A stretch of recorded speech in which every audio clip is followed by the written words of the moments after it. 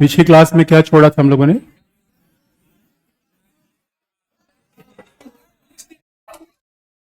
अच्छा, पश्चिम एशिया में।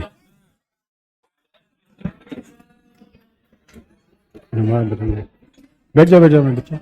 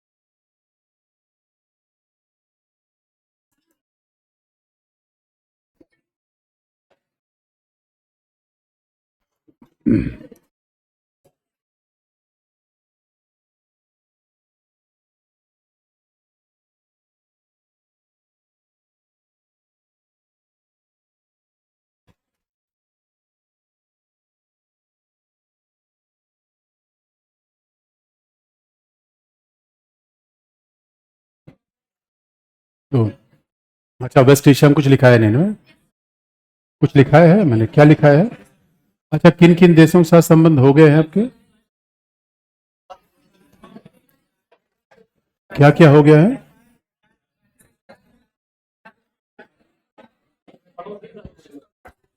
पड़ोसी हो गया है ना?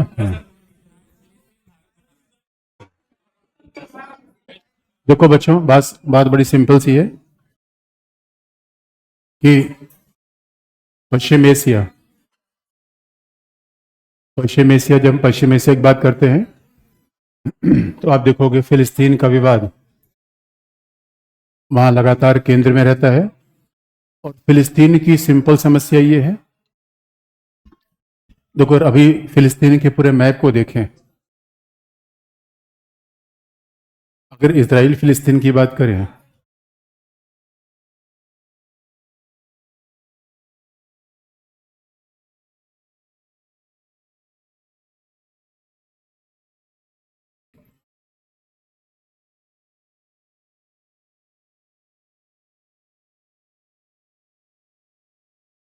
जहां, बस सिंपल सी बात यह है, जिसे हम फिलिस्तीन कहते हैं वो दो भागों से मिलकर बना हुआ है, गाजा और पश्चिमी किनारा।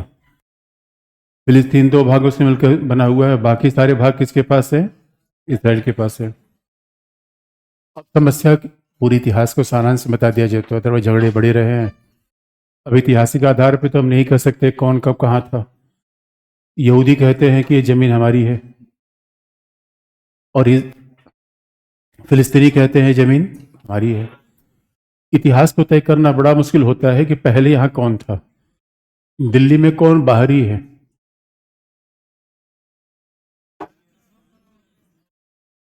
तो जब ये बात कहते हैं कि दिल्ली में कौन बाहरी है कौन अंदर का है, तो इस बीच झगड़ा अनसेटल्ड है, चलता रहता है। मुद्दा यही है, मुद्दा यह है कि इसराइल फिलिस्तीन क्या दोनों एक साथ नहीं रह सकते क्या? इसराइल फिलिस्तीन दोनों एक साथ रह सकते हैं, नहीं रह सकते? अब हम ये कह दें कि पाकिस्तान हमें चाहिए क्यों? अखंड भारत। अब कल के भारत में अगर अखंड भारत की बात आएगी तो बिला वजह एक बखेड़ा खड़ा होगा।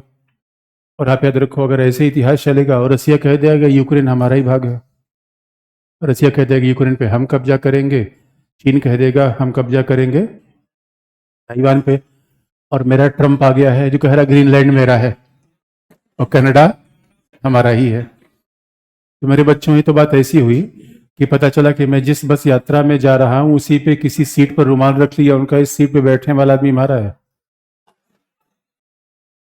ये स्वीकार कर लेंगे क्या? इसे आप याद रखो, इतिहास के आधार पर क्लेम जब होंगे तो अनसेटल्ड होंगे। मुद्दा सिंपल यही है।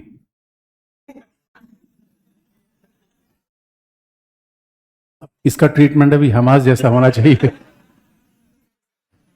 तो तो मेरे बच्चों देखो, मुद्दा बड़ा सिंपल सा है। अगर इसराइल फिलिस्तीन दोनों साथ साथ रहें, यही बेस्ट ऑप्शन है। इसराइल फिलिस्तीन दोनों को एक साथ रहने दिया जाए। अब सवाल यह है कि लेकिन दोनों में समस्या है।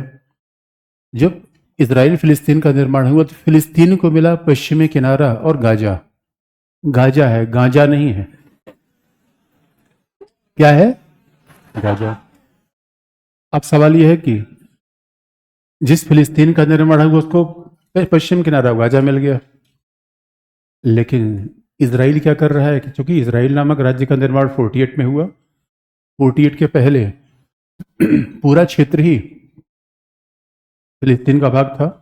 लेकिन अभी सवाल है कि उसके बाद इतनी बड़ी बड़ी संख्या में यहूदी यहाँ पर आके बसे, इसका डिवीज़न हो गया।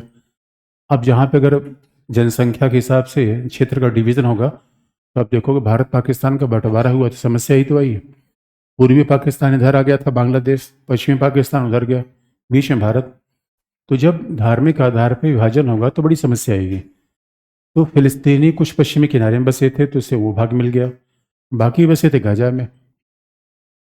झगड़े की जड़ यह है कि यहाँ पे दो अतिवादी लोग हैं। एक तो यहूदी कट्टरपंथी हैं। यहूदी कट्टरपंथी हैं कि 67 के बाद जो फिलिस्तीन को क्षेत्र मिला वो भी हम नहीं देंगे।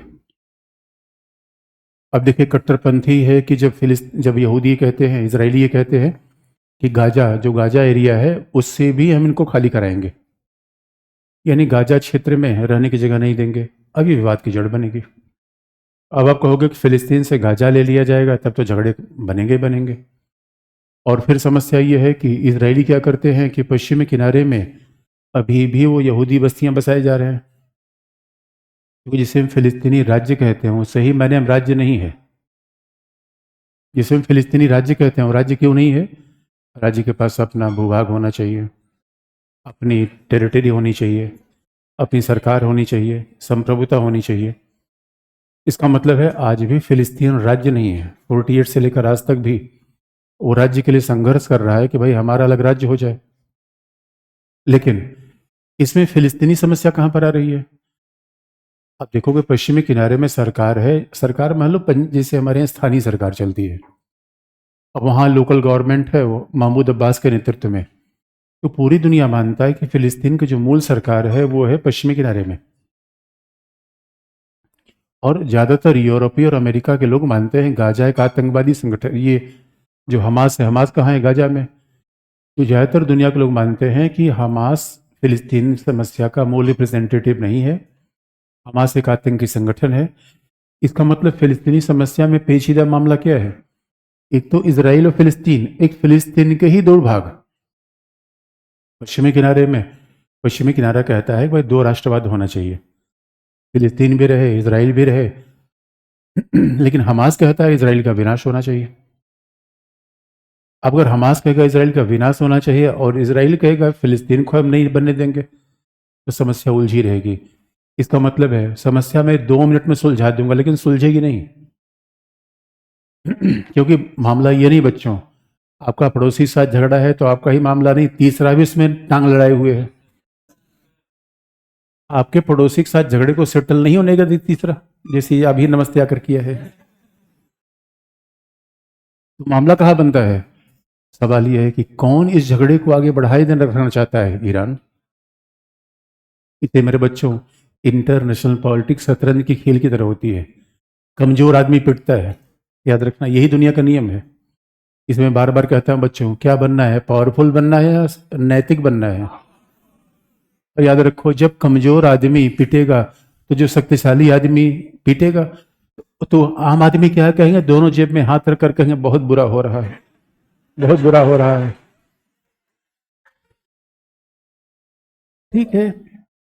इसे इसे एक बात याद रखना, दुनिया में आपको लगता है कि फिलिस्तीनी के लिए कोई जान दे रहा है, कमजोर के कोई चिंता नहीं करता। तो ईरान अपना कोठी सेटल कर रहा है, लेबनान को अपनी समस्या है, सऊदी अरेबिया यूएई अपनी ताकत में बैठे हुए हैं। इसे याद रखो मेरे बच्चों, अगर आपका घर मोहल्ले में बिकने लगे, 5 सौदागर आएंगे और आंसू तो वैसे बहाएंगे जैसे ऐसा लगता है आप घर की उनकी बहुत चिंता है। उनको आपकी चिंता नहीं है, उनको किसकी चिंता है मेरे बच्चों? आपकी जमीन की चिंता है उनको। इसीलिए देख लो IR में हमें हमें तो लगता है फिलिस्तीनी बेचारे जो कमजोर होगा, चाहे फिलिस्तीनी हो चाहे यूक्रेनी हो, वो पिटेंगे। अब सवाल है समस्या का समाधान क्या है? पश्चिमी किनारा गाजा को मिलाकर क्या बना दो? फिलिस्तीन। बाकी भाग इसराइल कर दो। समस्या का समाधान यही है। लेकिन समस्या का समाधान नहीं होगा, ईरान नहीं करने देगा। आपको ईरान क्यों नहीं करने देगा? ईरान का दुश्मन इसराइल, इसराइल का दोस्त अमेरिका, अमेरिका का दुश्मन ईरान, दुश्मन का दुश्मन और दुश्मन का दोस्त, दुश्मन का दोस्त ईरान मामला सेटल नहीं होने देगा ये। इसलिए आपको पता है ये दुनिया की खुली हुई जेल है जिसका नाम है गाजा। ये जेल है मेरे बच्चों, ये दुनिया खुली हुई जेल। खुली हुई जेल का मतलब है इधर से इसराइल ने क्या बना रखा है? दीवार। इधर से जा नहीं सकते, इधर समुंदर है, कूद नहीं सकते। इधर मिस्र ने रास्ता बंद कर रखा है, कहां जाएंगे? और याद रखो मेरे बच्चों, पश्चिम एशिया में जिसके पास तेल गैस ना हो वहां ऊंट भी रहना पसंद नहीं करेगा। हमास के पास तो ये हाल है, खाने को पैसे नहीं है। ये दुनिया का सबसे गरीब क्षेत्र है। और ये पूरी दुनिया में, अच्छा यहाँ पश्चिम एशिया के लोग क्या, ये पश्चिमी किनारे के लोग क्या करते हैं? पश्चिमी किनारे के लोग अपनी आजीविका के लिए बार बार आते रहते हैं इसराइल। पश्चिमी किनारे के लोग अपनी रोजी रोटी के लिए सब इसराइल में काम करने आते हैं, काम करके फिर वापस चले जाते हैं। और हमास के कारण इसराइल ने दीवार बना रखी है, ये लोग आ नहीं पाते। और हर 3-4 साल बाद एक ही मामला होता है। अब जहां गाजा के लोग इतने गरीब हैं, ये जेल ही है चारों तरफ से, न ये इधर जा सकते हैं न इधर आएंगे। अभी करते क्या है, हर 2-4 साल में एक ही मामला होगा। हमास क्या होगा, 2-4-10 रॉकेट मारेगा। और ये जो रॉकेट मारते हैं इसराइल की सुरक्षा प्रणाली मजबूत है, वो रोक लेता है। उसके बाद जब वो मिसाइल मारता है मामला गड़बड़ा जाता है। यही हर बार होता है। लेकिन पिछली बार अक्टूबर 2023 में, आप सवाल कहेंगे, अब आप कहेंगे सर कौन सी बात कर रहे हो? जो आदमी, जो जनसंख्या इतनी गरीब है, जिसके पास खाने को पैसे नहीं है, उसके पास मिसाइल्स कहाँ से आ रहे हैं?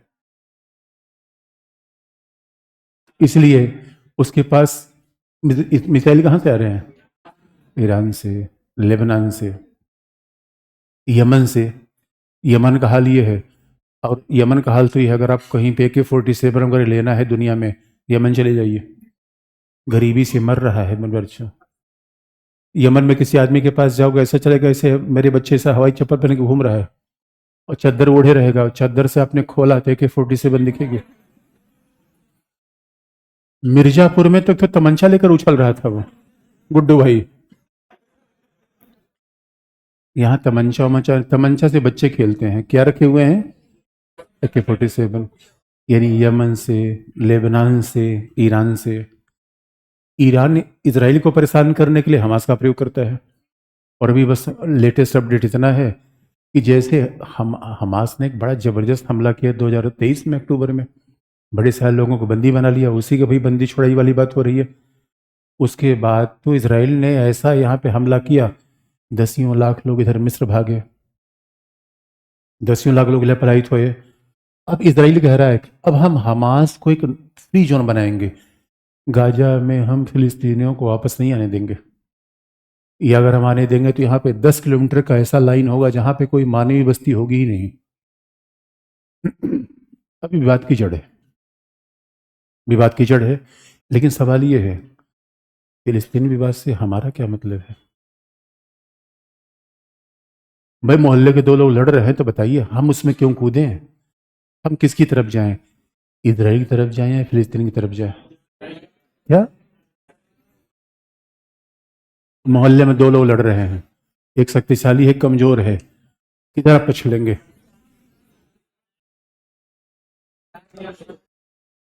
इथिक्स पढ़ लियो मेरे बच्चे, मैं सर से शिकायत करूंगा आप लोगों की। बताओ मेरे बच्चों, तो लोग न्याय नैतिकता का पक्ष लोगे या तुम लोग बल का पक्ष लोगे? क्या मैंने नहीं सोचा था, इसलिए एक बात याद रखो मेरे दोस्तों, दुनिया में कोई लड़े, एक पंडित जी थे शादी करवा रहे थे, और शादी करवाते तो दूल्हा दुल्हन आपस में लड़ गए। पंडित जी ने कहा भाई हमारा हिसाब किताब कर दो, आपस में लड़ाई देख लो। दोस्तों IR में यही चलता है, मोहल्ले में कोई लड़ रहा है, हाँ हम रिएक्शन जरूर देंगे, बहुत बुरा हो रहा है, हम क्या कहेंगे। और जब भी भारत से पूछा गया, भारत ने कहा हम मानव अधिकारों की बहुत बड़ी रक्षा करते हैं, फिलिस्तीनियों के मानव अधिकारों की रक्षा होनी चाहिए। पूछा कर क्या रहे, उनका बोल दिया ना, अब क्या करें, गेहूं चावल भेज देते हैं फिलिस्तीनियों के लिए, गेहूं चावल दवाई, क्योंकि हमारे पास मुफ्त में है। गेहूं चावल दवाई दाना दान हमने भेज दिया। हमने बाबा रामदेव कहा कुछ चवनप्राश भेजो कुछ बच्चों को। उधर लुधियाना फैक्ट्री में फोन किया भाई कुछ कंबल उम्बल भेज दो, ये सब सहायता दे देंगे। बाकी ये नहीं है कि फिलिस्तीन के नाम पे हम इसराइल से इकट्ठा कर लें, करें या ना करें, नहीं करेंगे। इसलिए हाल तो ये है, हमारा पड़ोसी पाकिस्तान, पाकिस्तान भी चाहता है कि हम इसराइल के साथ संबंध बना लें। चोरी चोरी गया था ये, परवेज मुशर्रफ चोरी चोरी पहुंचे थे इसराइल, सॉरी पूर्व राष्ट्रपति। अचानक जब ये पता चला कि क्योंकि पाकिस्तान ने आज भी इसराइल के साथ कूटनीतिक संबंध नहीं बनाए हैं, पाकिस्तान की एम्बेसी इसराइल में नहीं है, और आप जानते हैं क्यों। पाकिस्तान कह रहा है फिलिस्तीन का मुद्दा इस्लाम का मुद्दा है। पाकिस्तान कहता है जैसे फिलिस्तीन वैसे कश्मीर। हमने कहा चिंटू तुम बाज नहीं आओगे, कश्मीर को फिलिस्तीन से कैसे जोड़ दिया। उन्होंने कहा नहीं दोनों जुड़ा हुआ है, तो जहां हमने दूतावास नहीं बनाया उसकी यात्रा कैसे कर सकते हैं। लेकिन पाकिस्तान को वहां जाना था, क्योंकि जैसे भारत ने इसराइल से ड्रोन लिया, याद रखो जो तेजस बना रहे हैं उसमें राडार है इसराइल का। राडार किससे लेंगे, रवांडा से, फिलिस्तीन से, या बुरुंडी से। मेरे दोस्तों आप याद रखो जो तेजस बना रहे हैं उसमें इंजन, उसमें इंजन ले रहे हैं अमेरिका से G404, इंजन अमेरिका से, राडार इसराइल का। तो तेजस में अपना क्या है, बॉडी अपनी है ना। अरे मेरे दोस्तों पार्टी में बॉडी अपनी होती है, सूट किसी और का है। कई बार जब बच्चे यूनिवर्सिटी में पढ़ते हैं तो सूट कहीं और से लिया, जूता कहीं और से लिया, बॉडी अपनी है, बाकी सारे ढांचा। अरे जोश तो हाई है, बाद में पैसा वो खरीद लेंगे, जब तक नहीं खरीदे हुए तब तक लेते रहो। और एक बार ले लिया, बस देख लिया कैसे बनता है, उसके बाद तो टीप देंगे हम। इसलिए मेरे बच्चों, इस झगड़े का सीधा भारत से पूछा जाता है झगड़े का क्या उपाय है, हम कहा दो राष्ट्र। हमें झगड़े का उपाय क्या है, शांतिपूर्ण, हमें कहना है समझा करवाना है। लेकिन जब ये झगड़ा होता है तो हमारे ऊपर असर जरूर पड़ेगा। मोहल्ले में आग लगी हुई है तो लपट आएगी नहीं कि हम तक। जब झगड़ा होता है, लफड़ा होता है, उधर झगड़ा हो रहा तब तक उधर से हूथी यमन से आए, दी धनाधन रॉकेट मार रहा था, हमारे कई जहाज लपेट में आ गए। हम क्या कस्बे, यहाँ क्यों मार रहा है हमारे ऊपर, कि तुम्हारे ऊपर नहीं मार रहे हैं, तुम कहाँ से, इसराइल के पास जो जाएगा उसी को मैं लपेटेंगे। उनकी गंदी बात, हमारे ऊपर मारपीट मत करना। अब मामला है अगर इसराइल ईरान के बीच कभी लफड़ा हो गया, सारी तेल की सप्लाई वहीं से आती है, यानी यहाँ पे कोई लफड़ा हुआ सारी तेल की सप्लाई प्रभावित होगी और हमारे समस्या आई है। इसे हमारे इंटरेस्ट है पीस रहे और हमारा इंटरेस्ट है हम बड़े देश हैं, ना हम वाई के पक्ष में है ना हम एक्स के पक्ष में। तो हम क्या करें, लिख लो मेरे बच्चे।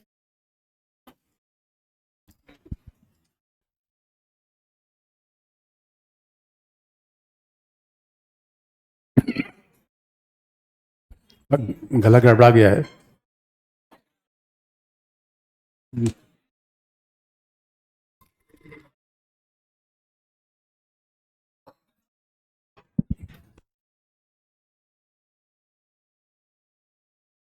अरबिक्स है मेरे पास, है।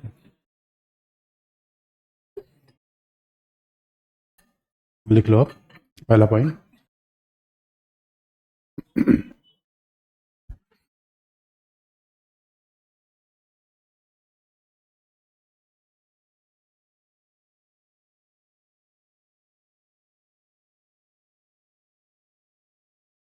वर्ष 1991 से, वही जो पिछली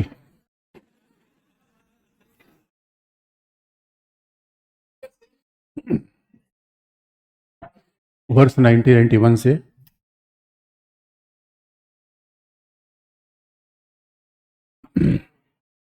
भारत की वर्ष 1991 से भारत की विदेश नीति में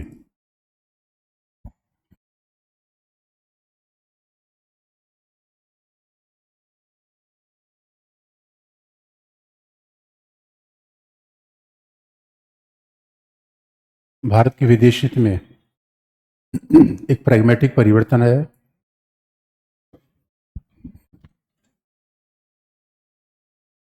भारत की विदेश नीति में एक प्रैग्मेटिक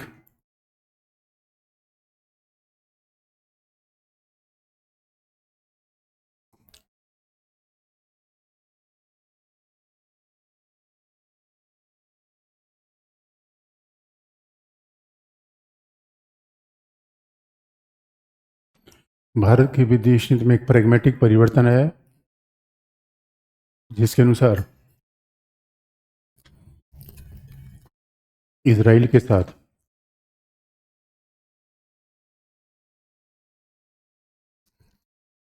के साथ भारत ने कूटनीतिक संबंध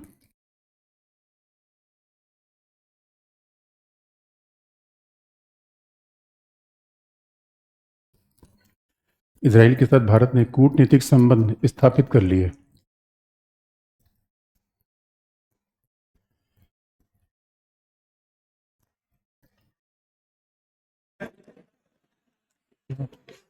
बच्चे पढ़ने पे ध्यान नहीं देते, खुराफात पे बहुत ध्यान देते हैं।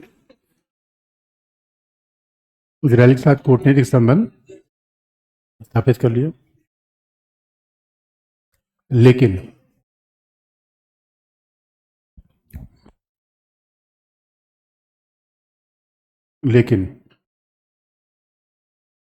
भारत ने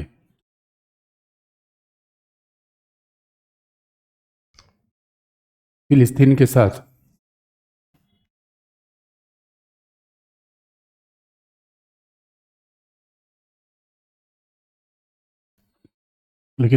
फिलिस्तीन के साथ अपने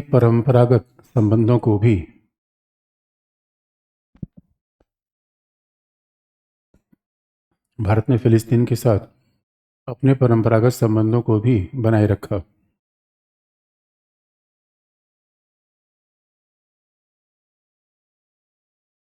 फिलिस्तीन के साथ अपने परंपरागत संबंधों को भी बनाए रखा। अगला पॉइंट,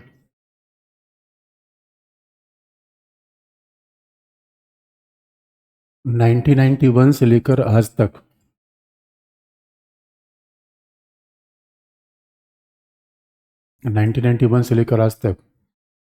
इस समस्या के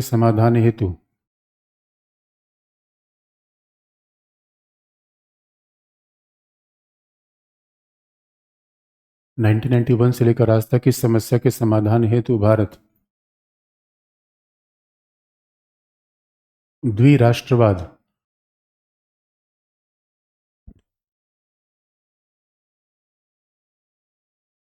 द्विराष्ट्रवाद अंडरलाइन, द्विराष्ट्रवाद के विचार का समर्थन कर रहा है।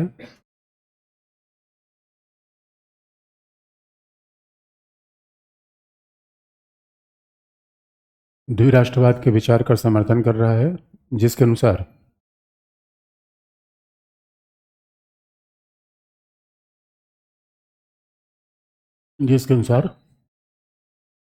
फिलिस्तीनी राज्य का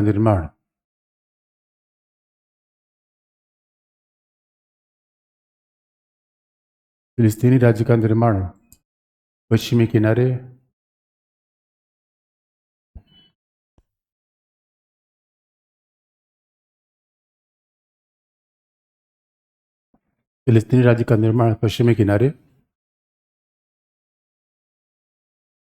गाजा,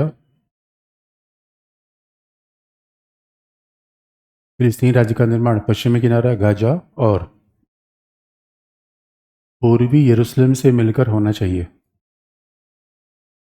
पश्चिमी किनारा गाजा और पूर्वी यरूशलेम,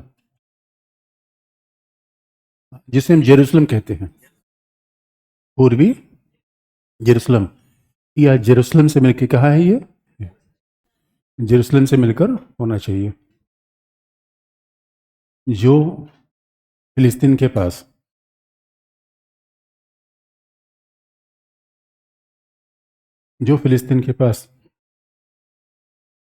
वर्ष 1967 से पहले था,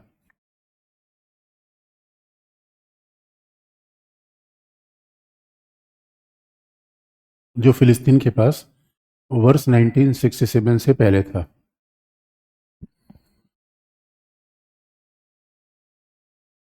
जो फिलिस्तीन के पास वर्ष 1967 से पहले था। अगला पॉइंट,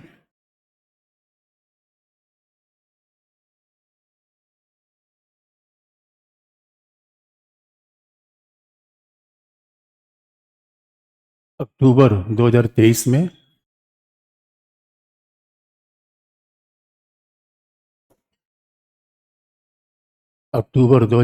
में हमास के द्वारा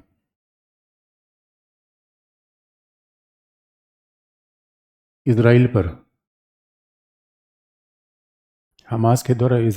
हमले की,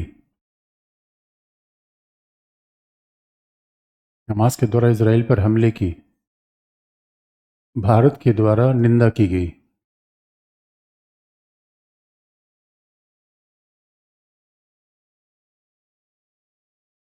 हमास के द्वारा इजराइल पर हमले की, भारत के द्वारा निंदा की। ये बहुत बड़ी बात है, याद रखिएगा। यानी अब आप देखिए, यही बैलेंस अप्रोच मैंने रखा है, क्योंकि भारत आतंकवाद से पीड़ित है। यानी जब हमास ने इजराइल पे हमला किया, बड़ा भीषण हमला था, 1000 लोगों से मारे गए, बहुत सारे लोगों को किडनैप किया गया। अब यहाँ भारत का ही चुनौती है। यानी यूरोप और अमेरिका के अलावा बाकी विकासशील देशों में किसी ने इस हमले की निंदा नहीं की, भारत ने निंदा भी की। यानी हमें इजराइल के साथ भी रहना है, और किसके साथ रहना है। और मामला देखिए, हमास को, अब ऐसा नहीं कि भारत ने हमास को आतंकवादी संगठन घोषित कर दिया है।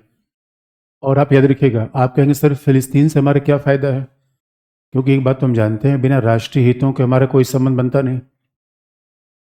इजराइल से क्या फ़ायदे हैं वो तो बहुत विजिबल है, वे आपको बता देंगे। याद रखिएगा, इजराइल हमारा फास्टेस्ट ग्रोइंग पार्टनर है। दोस्ती दो प्रकार की होती है, एक संबंध बड़ा लंबा है लेकिन संबंधों में गर्माहट खत्म हो गई तो फिर मामला गड़बड़ाता है। कई बार मैं हिल स्टेशन पर जाता हूँ अपनी वाइफ के साथ, अब पता चला कि मेरी वाइफ उधर देख रही है, मैं उधर देख रहा हूँ, ये मामला होता है। अब वही वही पता चला कोई नए नए शादीशुदा लोग हाथ में हाथ डाल के एक दूसरी तरफ देख रहे हैं। मेरे बच्चों, संबंधों में लंबा होना चाहिए, गहरा होना चाहिए। बात ध्यान देने की है। इजराइल के साथ हमारे आपको पता है, इजराइल नई नई इजराइल के साथ दोस्ती नई नई है मेरे बच्चों। और कई बार हमने देखा न, पुराना 9 दिन, मतलब कई बार कहते हैं कि पुराना 100, कैसे कहते हैं, नया 9 दिन, पुराना 100 दिन। यहाँ उल्टा है। और कई बार 9 दिन में ऐसी संबंध गहराई बन जाए, 100 दिन। ज्यादा मत समझने की जरूरत है मेरे बच्चों। अरे अरे, ओ माय गॉड, क्या इजराइल जमा 91 से लेकर 2025, कितने साल, 35 साल। ये दोस्ती 35 साल की है। लेकिन दोस्तों, जैसे हमारे प्रधानमंत्री, तो कई कई बार हम दोस्तों के लिए शेरो शायरी लिखते हैं, लेकिन कोई लेता ही नहीं। कई बार अपने ही तुम्हारा नाम लिखते हैं, मिटाते हैं। और आपको पता है, और अब सुनो यार, ओ माय गॉड, देखो, व्यक्तिगत जीवन से अप्लाई मत करो यार, हम पढ़ रहे हैं। व्यक्ति के जो उसको नहीं देखना है। तो मेरे बच्चों, इसलिए जब दोस्ती बड़ी अच्छी हो जाती है तो आप जानते हो, शेर व शायरी किसी के लिए स्टेटमेंट रटा जाता है, क्योंकि मौका मिलेगा सुनाएंगे, लेकिन मौका मिल ही नहीं रहा है। हमें मौका मिला।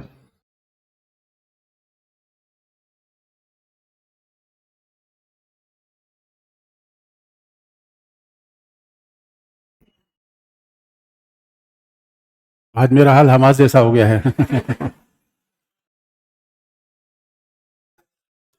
ये तो बच्चों को देख के जोश बढ़ गया नहीं, बड़ा गड़बड़, शरीर शरीर तो गड़बड़ ही है। लेकिन अरे मेरे बच्चों, ये फास्टेस्ट ग्रोइंग पार्टनरशिप क्यों है? जमा जमा 35 साल का संबंध अमेरिका के साथ, जानते हो? अमेरिका के साथ तो हम कहते हैं पुराना लोकतंत्र, ये सब लोकतंत्र, लेकिन अब मोदी से पूछो अमेरिका से लेकर क्या है? इजराइल। हमारे पास पाकिस्तान के ऊपर जो सर्जिकल स्ट्राइक किया था, उसमें सबसे ज्यादा इंस्ट्रूमेंट हमने इजरायली यूज किए थे। अरे मेरे बच्चों, यूक्रेन संकट बताता है आने वाली दुनिया किसकी होगी? ड्रोन की। रसिया का जमाना गया। अब रसिया बड़े बड़े वेपन्स बनाता था, और रसिया की मिसाइल है, मिसाइल मारो तो बटन दबाओ 10,000 किलोमीटर पहले रुकेगी नहीं। अरे पाकिस्तान को ठोकना यार, तो 200 किलोमीटर बनी दो हमें, 10,000 किलोमीटर हमें क्या, हम फिर लैंड मारेंगे मिसाइल?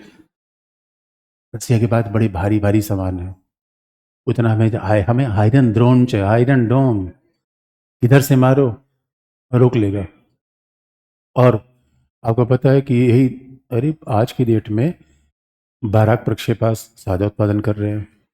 मेरे बच्चों, समस्या आप देखो, अमेरिकन का F-35 ले लो, लेकिन अमेरिका नखरे बहुत दिखाता है, उसमें शर्त इतना लगा देगा और पता चला कार खरीदने वाली बात नहीं होती। खरीद तो लिया, BMW, तेल भरने का पैसे नहीं मिल पा रहा है। आपको पता है ज्यादातर जो बड़ी महंगी महंगी कार खरीदते हैं कभी कभी लेके निकलते हैं, मेंटेनेंस कॉस्ट बहुत महंगा। एक बार सर्विसिंग गई थी 1 लाख रुपए तो ऐसे गया। उतने में सोचो ओला में 2-4 साल चढ़ूंगा, ओला अच्छा है, BMW अच्छी है? अरे कॉस्ट बेनिफिट देखना है। इसलिए आपको पता है कि टाटा और सुजुकी गाड़ियां भारत में क्यों ज्यादा बिकती हैं? मेंटेनेंस कॉस्ट कम है। F-35 खरीदेंगे, लेकिन उसमें, और हमने पहले से तेजस का प्रोडक्शन चली कर रखा है।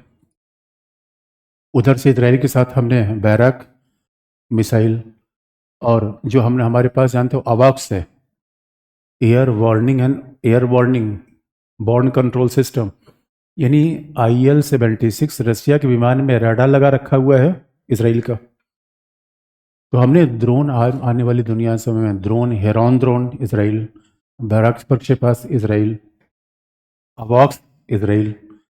इतना छोटा सा देश है, 80 लाख की आबादी का देश है, और हमारे डिफेंस सप्लायर में अमेरिका, रसिया, अभी फ्रांस इसलिए आ गया तीसरे नंबर पे कि राफेल, राफेल की बहुत बड़ी मात्रा हमने खरीदी। चौथे नंबर पे है इसराइल। अन्यथा इतने छोटे देश का संबंध भारत जैसे महाशक्ति के साथ द्विपक्षीय रूप में पढ़े, ऐसा नहीं होता। और वो भी पुरानी है 35 ईयर्स की। तो आपको पता है जब इधर से हमारे प्रधानमंत्री गए थे इसराइल की यात्रा पे, तो इसराइल के प्रधानमंत्री, संयोग की बात है बेंजामिन नेतन्याहू प्रधानमंत्री थे उस समय, जो अभी भी है। तो बेंजामिन नेतन्याहू ने हमारे लिए लिख रखा था, दुनिया के सबसे बड़े लोकतांत्रिक देश के प्रधानमंत्री, हम तुम्हारा सदियों से इंतजार कर रहे थे। हमने कहा आ जाओ फिर। इसलिए इसराइल हमारा बड़ा अच्छा दोस्त है मेरे बच्चों। टेक्नोलॉजी लेना है तो कहाँ जाओगे आप? आज की दुनिया टेक्नोलॉजी की है मेरे बच्चों, सेमी कंडक्टर, ईबी। इसराइल के पास तो आपने सुना होगा पेगासस, पेगासस के बारे में सुना होगा। पेगासस सॉफ्टवेयर लोड कर लो, किसी को मिस कॉल दे दो, उसके बाद जहां जहां फोन करेगा सारा कॉल डिटेल आपके पास आएगा। पेगास, ऐसा ऐसा इजरायली के पास ऐसी ऐसी टेक्नोलॉजी पूछो मत। है छोटा, अच्छा काम इसलिए बात है, 80 करोड़ की आबादी है, छोटा सा देश है। अपने लिए उसको डिफेंस कितना चाहिए? अपने डिफेंस चाहिए नहीं, उसकी इंडस्ट्री बेचने पर निर्भर है, और हम हथियारों के सबसे बड़े खरीदार है। और सवाल हथियार तो अमेरिका नखरा बहुत मारता है, ये शर्त वो शर्त वो शर्त, शर्त हम बर्दाश्त नहीं करते मेरे बच्चों। अरे हम भी महाशक्ति, हमने कहा सुनो भाई चलो काम खत्म करो, अब ये थोड़े ही है, आप कहीं से गए साबुन खरीदने, उसने साबुन देकर कहा सुनो तुम जाओगे जब नहाओगे तो मैं देखूं कैसे नहाते हो साबुन से। मैंने कहा, क्या बात कर रहे हो यार तुम?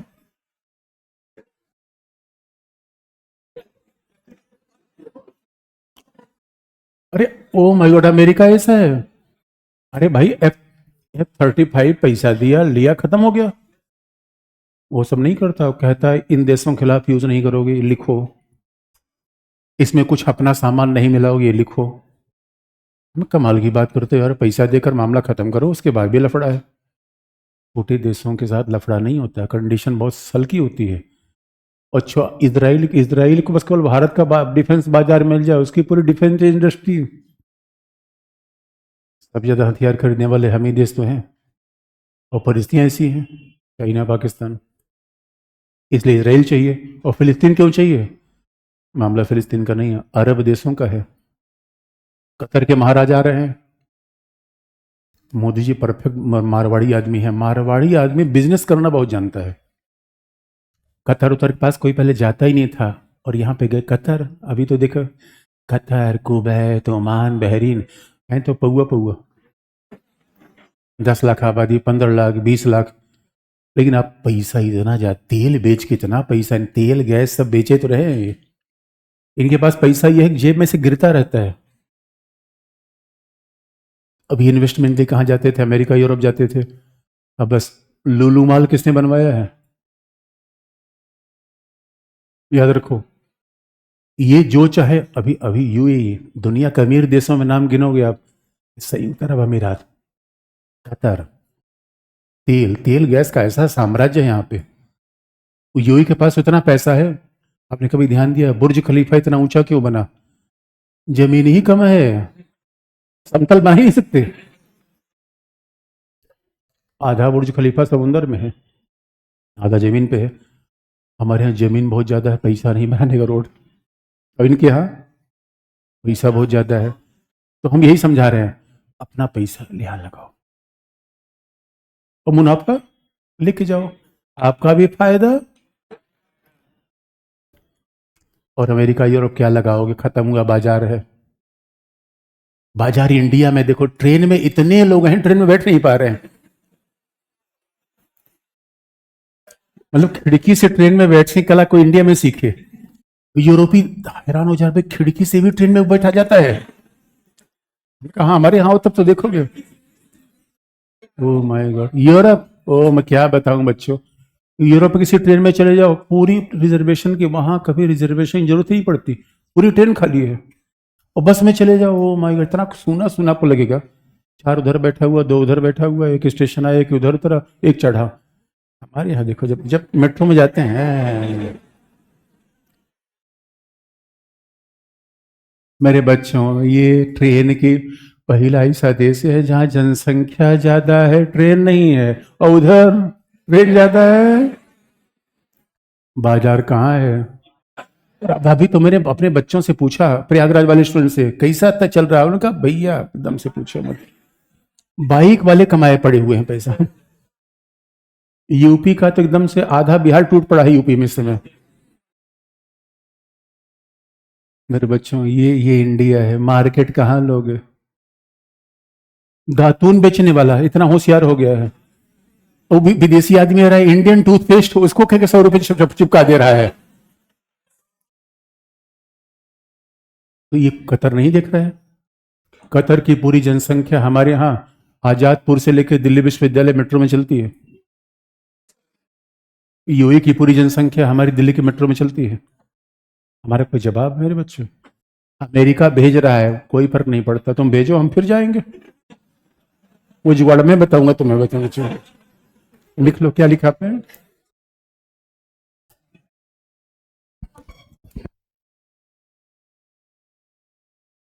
क्या लिखा?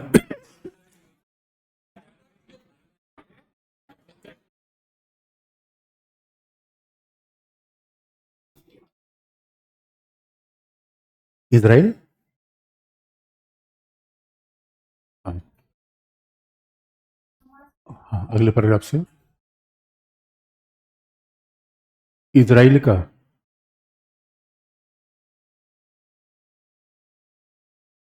इजराइल का भारत के लिए निम्नलिखित महत्व है।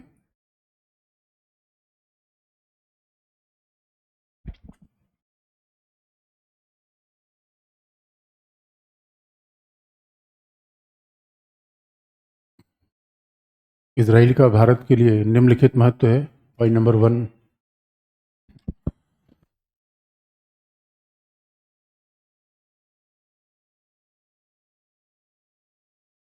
भारत को रक्षा क्षेत्र में, भारत की रक्षा क्षेत्र में आत्मनिर्भरता के लिए,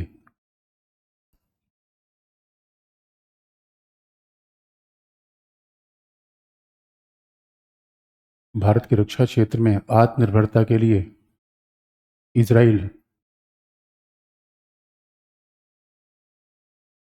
एक सर्वाधिक महत्वपूर्ण सहयोगी है।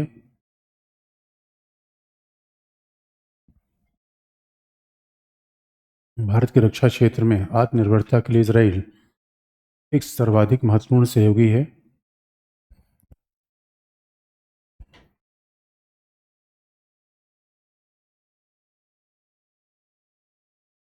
क्योंकि भारत और इजराइल के बीच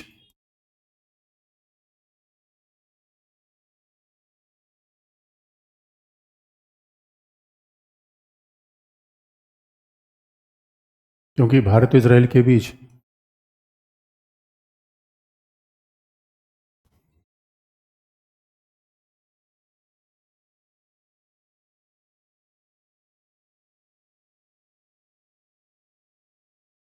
बराक प्रक्षेपास्त्र का साझा उत्पादन हो रहा है।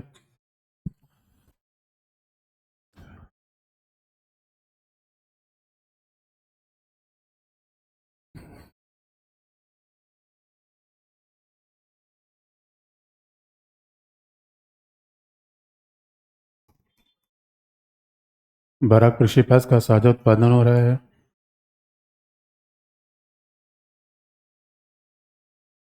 अवॉक्स साझा उत्पादन हो रहा है। अवॉक्स,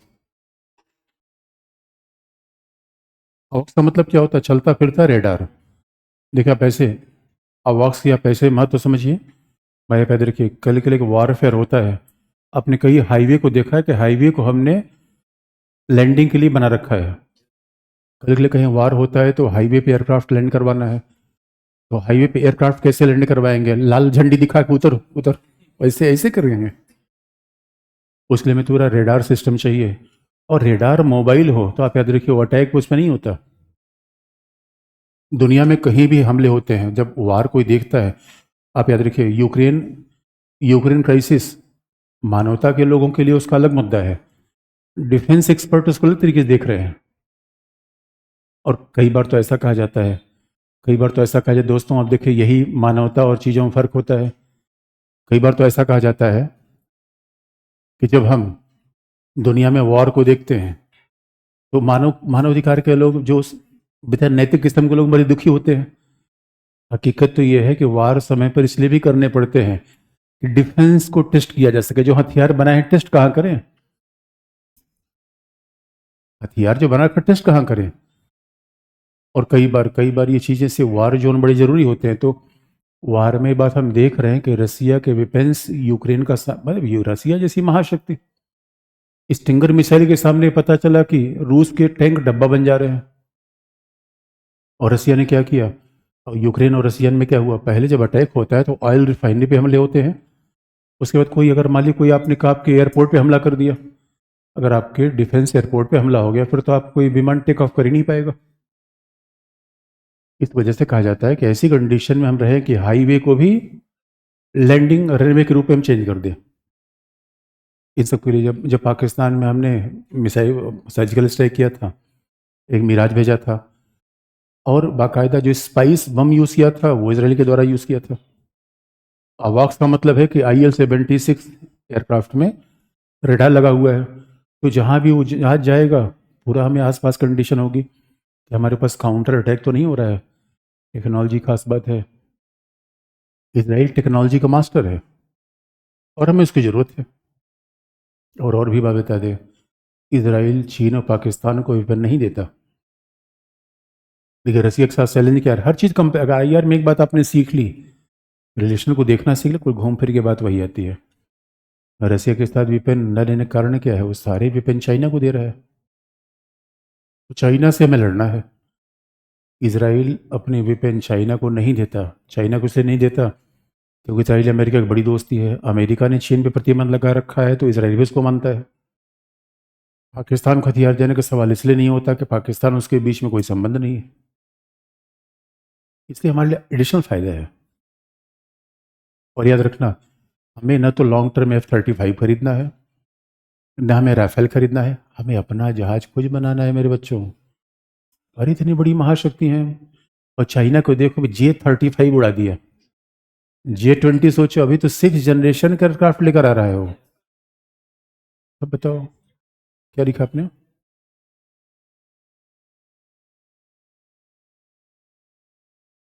अवॉक्स जो एक चलता फिरता रडार है।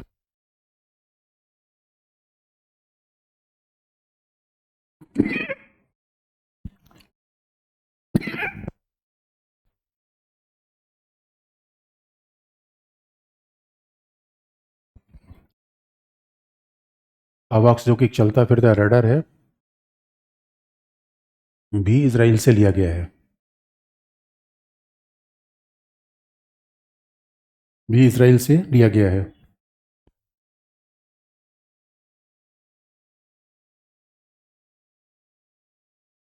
भी इसराइल से लिया गया है।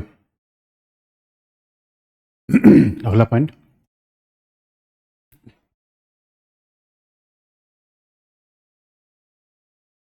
यूक्रेन युद्ध से, यूक्रेन संकट से यह स्पष्ट हो गया है।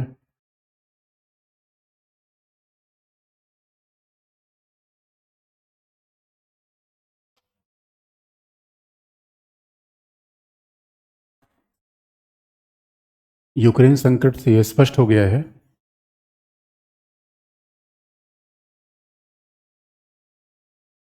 यूक्रेन संकट से स्पष्ट हो गया है कि भविष्य का दौर ड्रोन तकनीक का है।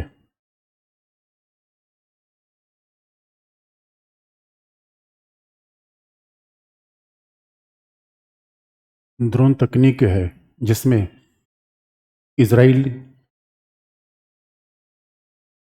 जिसमें इसराइल की दक्षता है।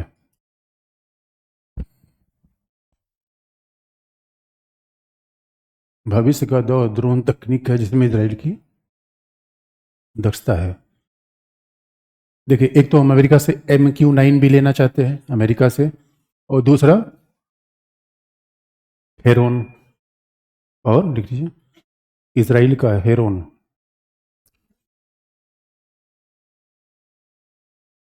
इसराइल का हेरोन ड्रोन भी सॉरी भारत ले रहा है।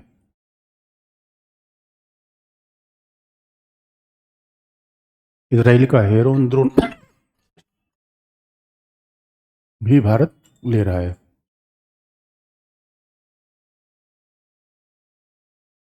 अगला पॉइंट,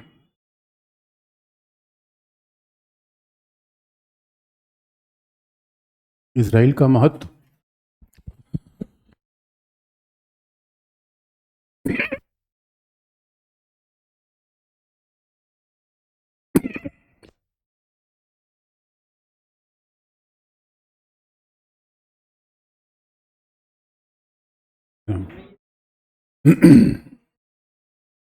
अगला अगला, इसराइल का महत्व सैन्य,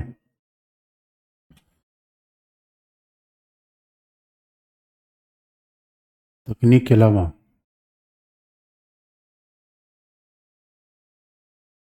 सीमा प्रबंध, सीमा प्रबंध, कृषि और जल प्रबंध के कृषि और जल प्रबंध में भी अग्रणी है।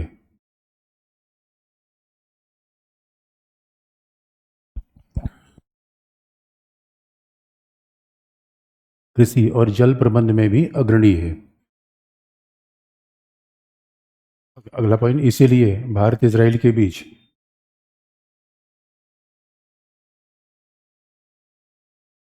इसलिए भारत इजराइल के बीच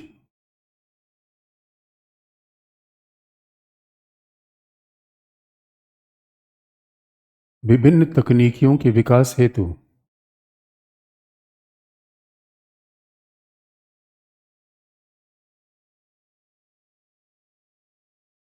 इसलिए भारत इजराइल के बीच विभिन्न तकनीक के विकास हेतु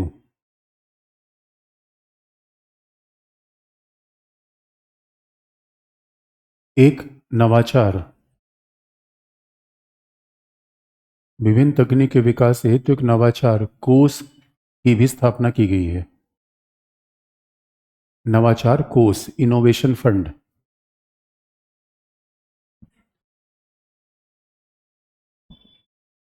नवाचार कोष या इनोवेशन फंड की स्थापना भी की गई है। देखिए, बड़ी सिंपल सी बात है, जब से ड्रोन तकनीकी आई तब से नक्सलवाद माओवाद कमर टूट गई। मैं पहले क्या था, बड़े भीषण जंगल में हमारी सेनाएं पहुंच नहीं पाती थी। ये जरा सोच के देख लीजिए, आज की डेट में इजरायली बॉर्डर मैनेजमेंट, जैसे हमारे पास देखिए, हमारे पास बॉर्डर मैनेजमेंट का दुनिया का बड़ा पुराना तरीका है। आपने केवल बाउंड्री बना दी है, तार लगा दिया है। अरे भारत कश्मीर के बीच में जैसे बर्फ पड़ती है सारे तार धराशायी हो जाते हैं।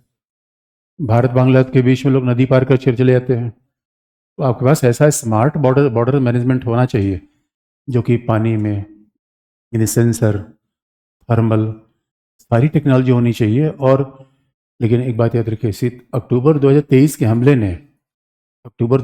हमले ने इसराइल के ऊपर बड़ा सवाल उठा दिया। इसराइल कहा करता था कि उसका बॉर्डर बिल्कुल अभेद्य है। हमास ने उसके बॉर्डर पे हमला कर दिया। अच्छा, हमास भी इतना होशियार है, हमला तभी करता जब कोई त्यौहार हो, क्योंकि त्यौहार में सब भूल जाते हैं, त्यौहार में सेलिब्रेशन लगे रहते हैं, इसलिए वो सेलिब्रेशन का फायदा उठा के वो हिट कर देता है।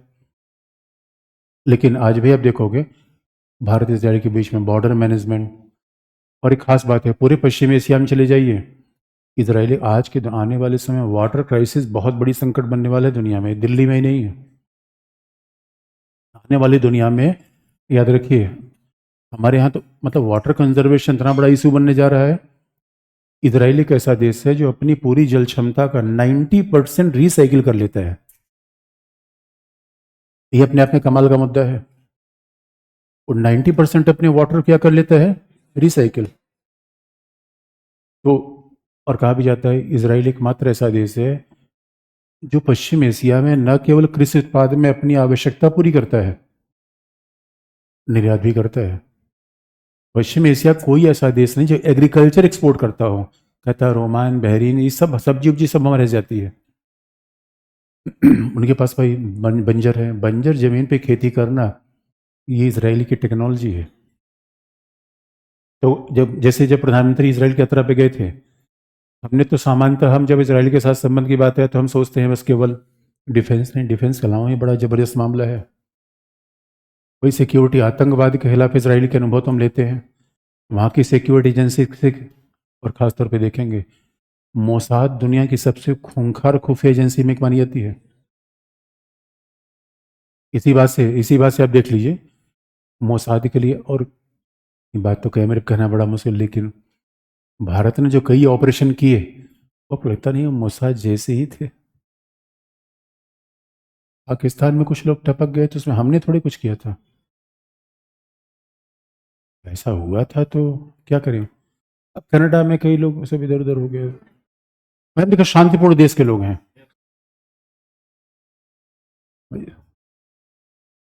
हम शांतिपूर्ण देश के लोग हैं, लेकिन एक बात याद रखो मेरे बच्चों, शांतिपूर्ण होना बिल्कुल जरूरी है।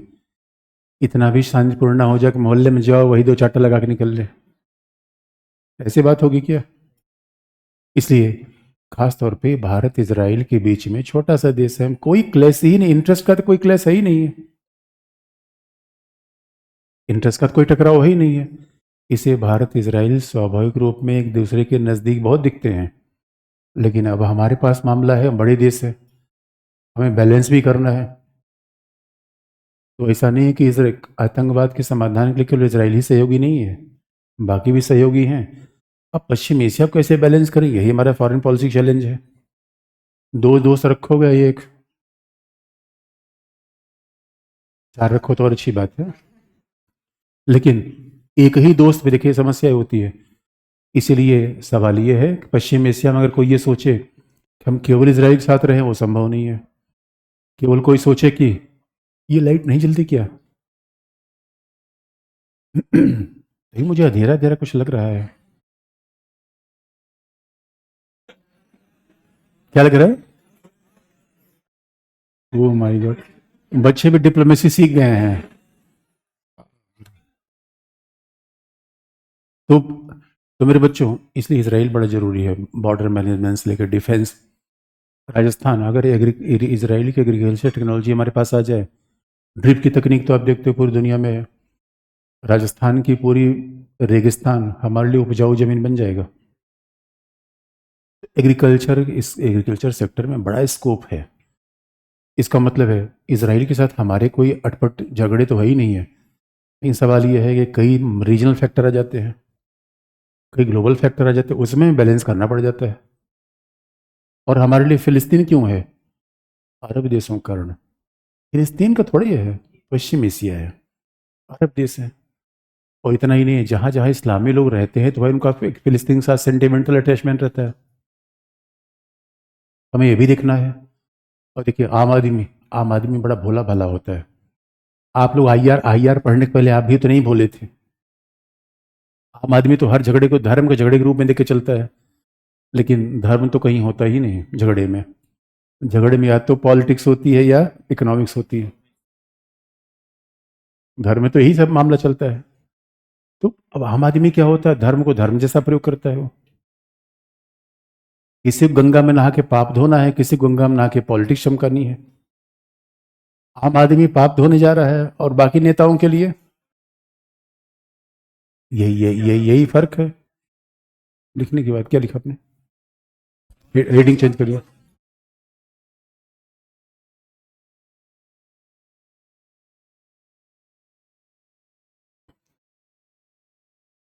हेडिंग है फिलिस्तीन का महत्व।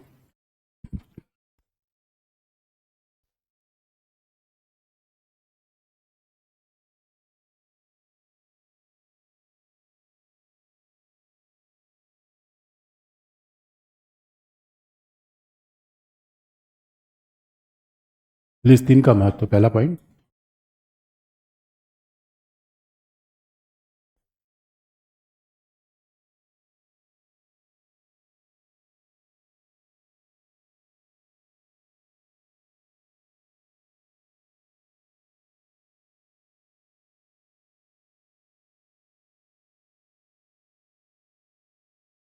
क्या लिखा आपने?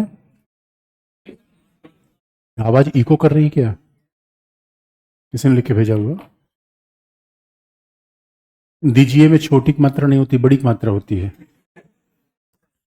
आवाज कम करा, दीजिए दीजिए। क्या लिखा आपने? अगला हेडिंग, फिलिस्तीन का महत्व, पहला पॉइंट।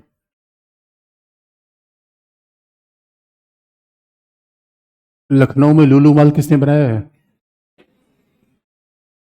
किसने? कतर ने। और लेकिन क्या लिखा आपने? पहला पॉइंट। हेलो। वास्तविक रूप में, पहला पॉइंट, वास्तविक रूप में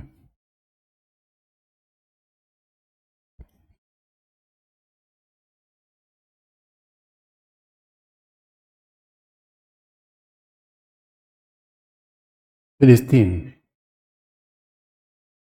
वास्तविक रूप में फिलिस्तीन भारत के लिए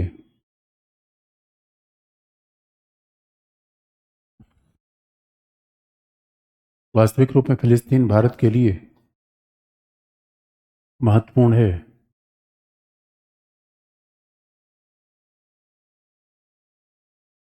फिलिस्तीन भारत के लिए महत्वपूर्ण है क्योंकि फिलिस्तीन का जुड़ाव अरब और इस्लामी राज्यों के साथ है।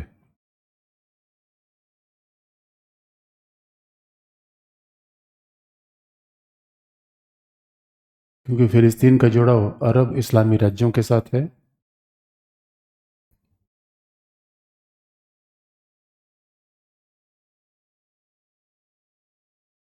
और भारत में रहने वाले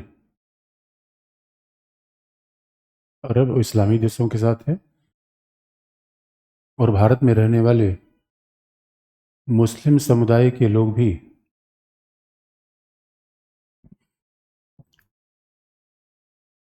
भारत में रहने वाले मुस्लिम समुदाय के लोग भी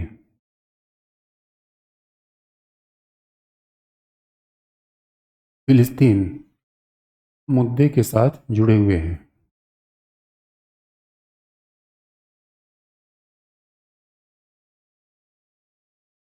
मुस्लिम समुदाय के लोग भी फिलिस्तीन मुद्दे के साथ जुड़े हुए हैं।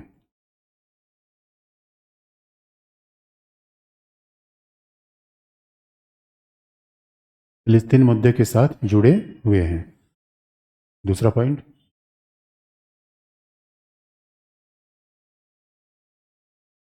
लुक वेस्ट की नीति के अंतर्गत, लुक वेस्ट, पश्चिम की ओर देखो,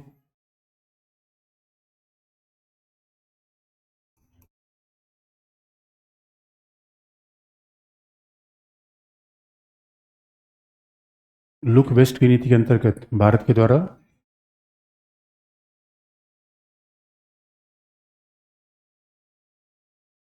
खाड़ी सहयोग परिषद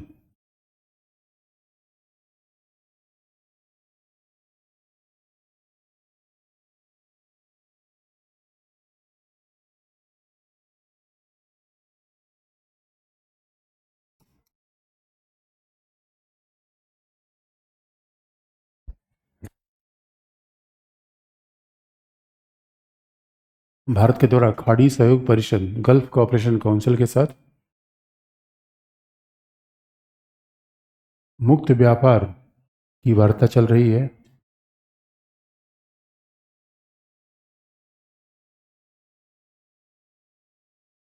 खाड़ी सहयोग परिषद के साथ मुक्त व्यापार की वार्ता चल रही है। अच्छा, खाड़ी सहयोग परिषद में कौन कौन है? Saudi Arabia. याद रखिए, हमने दो शब्द का प्रयोग किया, अरब देश। अरब देश वो हैं जो पश्चिम एशिया और अफ्रीका में भी हैं। पश्चिम एशिया अफ्रीका में रहने वाले वो देश जो अरबी भाषा बोलते हैं क्या कहलाते हैं? अरब देश। ईरान में पर्सिया भाषा है। अरब देश का मतलब होता है, मिस्र भी अरब देश में है जबकि मिस्र अफ्रीका में है। ट्यूनीशिया भी अरब देश है लेकिन ट्यूनीशिया अफ्रीका में है। इसलिए कहा जाता है West Asia and North Africa, वाना। वेस्ट एशिया नॉर्थ अफ्रीका ये सब किस में आते हैं? अरब में। जो अरब देश हैं, इसका मतलब है कि, और गल्फ कोऑपरेशन काउंसिल, खाड़ी सहयोग परिषद, किस कौन सी खाड़ी? पर्सिया की खाड़ी।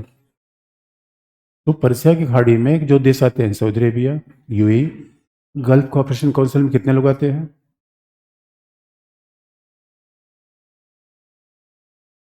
सऊदी अरेबिया, यूएई और ओमान, बहरीन, कुवैत।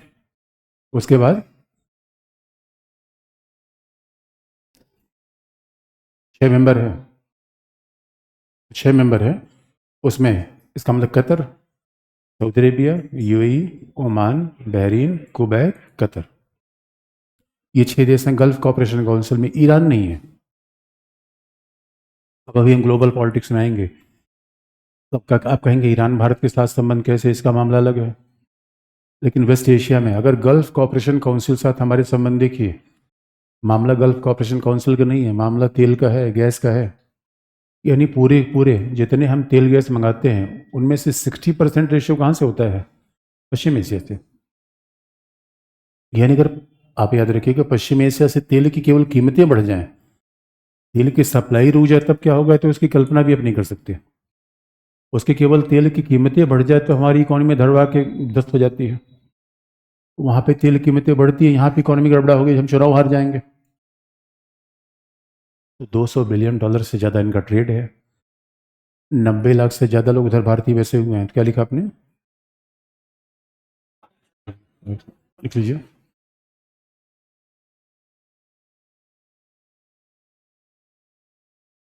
अरब देश,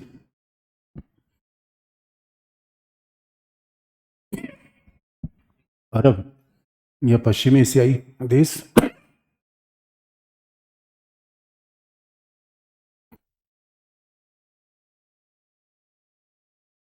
अरब या पश्चिमी एशियाई देश आज भी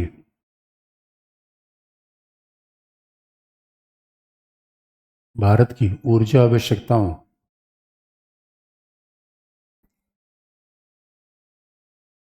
भारत की ऊर्जा आवश्यकताओं के 60%,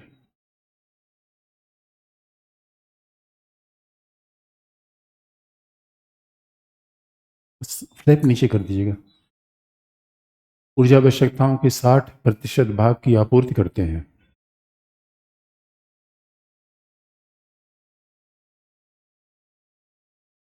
ऊर्जा आवश्यकताओं के 60% भाग की आपूर्ति करते हैं, जिसमें सऊदी अरब, इराक,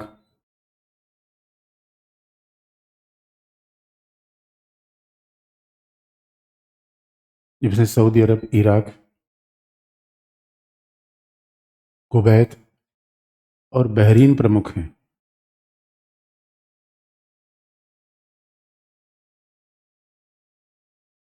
इराक नीचे कर दीजिए, हाँ। सऊदी अरब, इराक, याद रखिए। अब इसमें ईरान नहीं आ रहा है, और ईरान क्यों नहीं आ रहा है वो अब बस अभी आएंगे उसमें। ईरान का अगर लफड़ा है, इसका मतलब है हमारे यहाँ तेल गैस ये सब आना है तो किसके यहाँ से आएगा? क्या से? और एक बात आपको याद दिला दें, आने वाले समय में आने वाले समय में हमारे यहाँ नितिन गडकरी कहना है कि हम भारत को डीजल और पेट्रोल से खत्म कर, भारत के बाजार से डीजल पेट्रोल हटाना चाहते हैं। ये न्यूज़ पश्चिम एशिया में कैसा लगेगा सुन के? इसे आपको याद दिला दें कि जल्दी जल्दी अपना तेल, मतलब दोनों हाथ से ताली बजती है। ये क्या कर, जल्दी जल्दी अपना तेल किसे बेच देना चाहते हैं? हमें। ये तेल बेच बेच के अपनी इकोनॉमी को डाइवर्सिफाई करना चाहते हैं। आप याद रखिए मेरे बच्चों, अगर किसी के पास एक केवल समोसे की दुकान है तो संकट में जब कभी हो सकता है लोगों को समोसा खाने की आदत बदल जाए। ऐसा हो सकता है कि नहीं हो सकता है? इसका मतलब या तो वही समोसा न बना पाए। इसे दुकान केवल समोसे की होनी चाहिए, छोले भटूरे गोलगप्पे सबकी होनी चाहिए। एक बंद होगा तो एक चलेगा, नहीं पता चला कि। और ये अगर सीखना हो तो यूई से सीखिए। यूई ने क्या किया, तेल गैस बेच बेच के अपनी सारी इंडस्ट्री को डाइवर्सिफाई कर लिया। एयरलाइन, आज की डेट में यूनाइटेड अरब अमीरात मॉडल है, पूरे पश्चिम एशिया इकोनॉमी का मॉडल है, जिसकी 60% सर्विस सेक्टर से जिसका इनकम हो रहा है वो यूएई है। और यूएई ने खास तौर पर विकास का कैसा मॉडल बना रखा है। यूएई पश्चिम एशिया का सबसे लिबरल देश है, ना वहाँ कोई ड्रेस कोड है, और इसलिए प्रिंस प्रिंस बड़ा मॉडर्न है। यूएई का प्रिंस बिन जायद, हमारे यहाँ मोदी जी 5 बार गए हैं प्रिंस से मिलने, 5। हमने कहा मरवाड़ी पकड़ लेता कौन नहीं पैसे वाला है। और हम क्या करते हैं, भावना में बहे जाते हैं। कोई पहली नजर में पसंद आ गया इसलिए उसके साथ चले जा रहे हैं, वो भी फुक्कड़ हम ही फुक्कड़, फुक्कड़ फुक्कड़ स्क्वायर। वैसे कई बार बच्चे पता नहीं कौन सी गलत फहमी में रहते हैं, विचार मिला रहे हैं। आज तक मुझे समझ में नहीं आया विचार कहाँ किसी किसी से मिलता है यार। एटीएम मिलना चाहिए विचार। इसलिए याद रखना, यूएई मॉडल है, बाकी सब उसी को फॉलो कर रहे हैं। इनको भी पता है जल्दी जल्दी तेल बेचो, हमें तेल लेना है, तो इसलिए ऐसा थोड़ी कि एक हाथ से यही। आज एक जमाना था इनके सबसे बड़े खरीदार थे यूरोप और अमेरिका, आज इनके सबसे बड़े खरीदार हैं चाइना और इंडिया। इसलिए सारे पश्चिमी एशिया के देश हमें इतना भाव दे रहे हैं, बिला वजह थोड़ी है। हमने कहा धर्म कल्चर की बातें सब ठीक है, और संबंध है तो उसी पे। मेरे बच्चों याद रखा, चटनी से समोसा नहीं बनता, समोसे से। जब बाकी सब इंटरेस्ट मिल जाता है तब उस पर कहना शुरू करते हैं ये लोकतंत्र है, ये धर्म है, सारी बातें आती हैं। जो बात ध्यान से देखने की है, ये तेल हमारे पास क्यों बेच रहे हैं? यूरोप अमेरिका ले नहीं रहे। यूरोप ने तो पूरी इकोनॉमी को गैस बेस कर दिया, तेल बिल्कुल फेज आउट। यूरोप में चले जाइए, सारे वाहन ईवी हैं। 10 साल में इंडिया में आप देखेंगे। इसका सीधा मतलब है, और ये किसको बेचेंगे? अगल बगल बेच नहीं सकते, क्योंकि सारे उत्पादक तेल के ही हैं। पाकिस्तान एक पौवा ले रहा है, उसकी तो हालत खराब है, पाकिस्तान से बेच नहीं सकते। अफगानिस्तान में लोग बैलगाड़ी चल रहे हैं, इसलिए तेल खरीदते नहीं। तेल कौन खरीदेगा? इसलिए मेरे बच्चों, इतना बड़ा इकोनॉमिक ग्रुप है, हम ऐसा तेल पी रहे हैं पूछो मत। और हम तेल पी रहे हैं, ये पिला रहे हैं। इसलिए विन विन कंडीशन है ये। कौन सी कंडीशन है? Win win. इसलिए स्वाभाविक रूप में सारे पश्चिमी एशिया के देश लाइन लगाए हुए हैं, और हमें ही पता है भाई ये पैसे वाले हैं तो हमारे साथ चले। इसलिए याद रखना, केवल धर्म ही अगर फैक्टर होता, कतर के प्रिंस जाते पाकिस्तान, पाकिस्तान केवल आतंकवादियों के लिए सेफ है, बिजनेसमैन के लिए नहीं। इसे आप याद रखना मेरे बच्चों। बिजनेस कहाँ होता है हमारे क्षेत्र में? गुजरात, महाराष्ट्र में। क्योंकि लठ नहीं चलता, और जहां बात बात पे लठ चलेगा। पाकिस्तान में क्या हो रहा है? पाकिस्तान में तो समस्या मची हुई है। इसी हमारे यहाँ ये उधर कतर के प्रिंस आ रहे हैं, पाकिस्तान ने फोन करके भेजा, भाईजान आप वहां क्यों जा रहे हैं? कतर के प्रिंस, चुप, बेकार की बात करते हैं, वहां क्यों जा रहे हैं? तुम्हारे यहाँ क्या है? अरे आते तो तब बताते हमारे यहाँ क्या है। जैसे मोहम्मद हमारे यहाँ है, लश्कर तोयबा हमारे यहाँ। भैया कैसी बात करो, हमारे यहाँ कुछ नहीं है? अरे याद रखो, हमने अफगानिस्तान में क्या क्या किया था, सब भूल गए? कतर ने कहा था बिजनेस की बात करो, बिजनेस की बात करो। पाकिस्तान का जब हो जाएगा तो बात करेंगे, भाई चलो बात बात करते हैं। इसीलिए आप याद रखो मेरे बच्चों, इसलिए इंडोनेशिया, इंडोनेशिया के राष्ट्रपति को हमने बुलाया कि भाजी मार दिया पाकिस्तान ने कहा। तुरंत इंडोनेशिया के राष्ट्रपति फोन करके, भाईजान हमारे यहाँ नहीं आओगे? इंडोनेशिया के राष्ट्रपति ने कहा, यार अभी नहीं बुला रहे थे, और लेकिन ये बताओ तुम्हारे में आऊं तो उसमें बिजनेस क्या है? तो बिजनेस के अलावा भी बातचीत हो सकती है। अब बताओ, किसी व्यापारी को आप बुला रहे हो, बात क्या करोगे? इंडोनेशिया के राष्ट्रपति ने मना कर दिया। वही बात है, पाकिस्तान जितने इस्लामी राज्य होते हैं उनकी सॉफ्ट कार्ड खेलता है, भाई तुम भी इस्लामी, हम भी इस्लामी, तुम भी मुस्लिम, हम मुस्लिम। जबकि हकीकत ये है, बिजनेस में इन सब चीज़ों को कोई इंपॉर्टेंस नहीं होता है, और जो इन चीज़ों को इंपॉर्टेंस देता है वो कभी अच्छा बिजनेसमैन नहीं होता। बिजनेस में सीधा है, हमारा बिजनेस चलना चाहिए, हिंदू मुस्लिम सिख ईसाई करेंगे हम, चीप एंड बेस्ट। अच्छा, सामान खरीदने जाते हो, देखते हो अच्छा कौन सी दुकान है, भाईजान की है या इनका है? चीप एंड बेस्ट, सीधी सी बात। दोनों हाथ से ताली बज रही मेरे बच्चे। आगे लिख लो।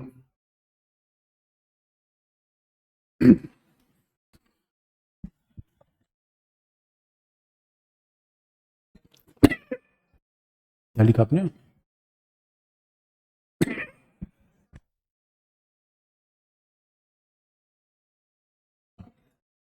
अगला पॉइंट, कोई बात नहीं, जब तक चल जा रहा है तो चल जा रहा है। इतने दिन बाद क्लास में छोड़ दें वो भी तो ठीक नहीं है ना। क्या करें?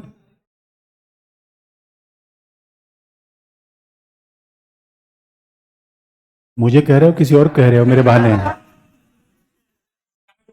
क्या कह रहे हैं? नहीं नहीं, मेरे बच्चे बहुत, क्या बात करते हो। मैं अपने बच्चे की भावना समझ लेता हूँ। लिख लिख लो, क्या लिखा आपने?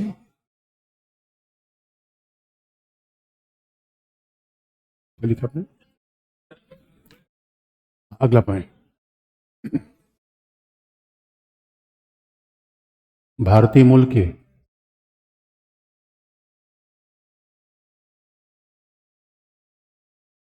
भारतीय मूल के लगभग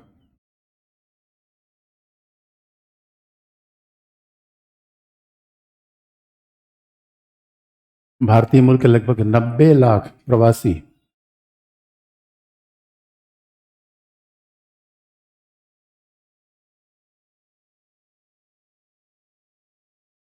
90 लाख प्रवासी अरब देशों में निवास करते हैं।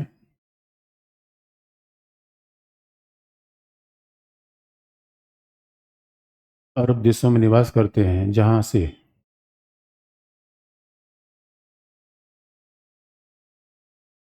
भारत को बड़ी विदेशी मुद्रा उपलब्ध होती है।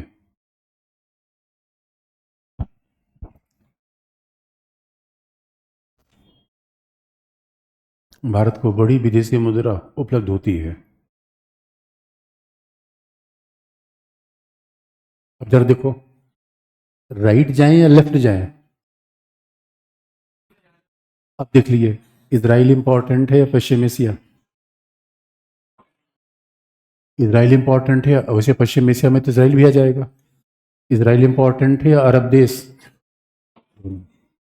इसलिए मेरे बच्चों, याद रखो, जिसकी सरकार बन जाए उसके साथ रहो, किसी के विरोध मत जाओ। अब बताओ, ओझा सर पॉलिटी नहीं पढ़े थे, बिला वजह चले गए।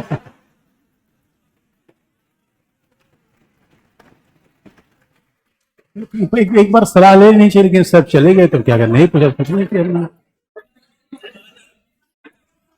देखो देखो देखो, तुम्हारे खान सर कितने होशियार हैं। जेडीयू ने बहुत दान डाला, नहीं गए। अरे भाई, ये अभी इतने जल्दी पॉलिटिक्स में जाओगे, बंध जाओगे इनसे। खत्म बात है, क्यों जाए हम भाई। इसे निष्कर्ष लिख के फिर आगे लिखो मेरे बच्चों, अगला निष्कर्ष।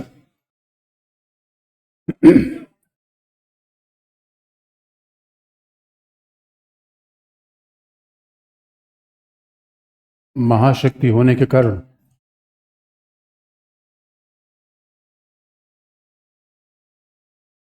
महाशक्ति होने के कारण भारत के द्वारा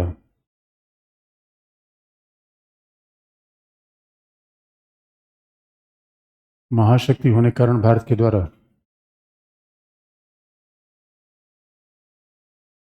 अरब देशों और इजराइल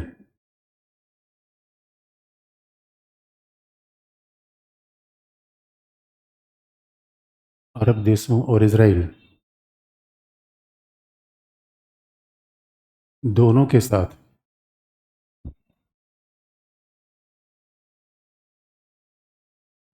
साथ संबंधों में संतुलन स्थापित किया गया है।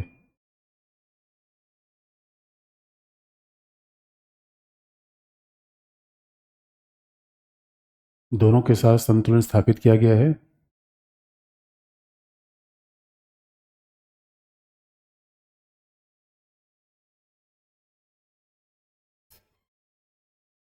इसलिए दोनों के बीच विवादों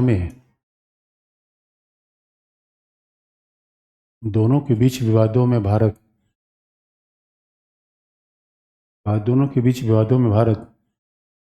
उलझना नहीं चाहता।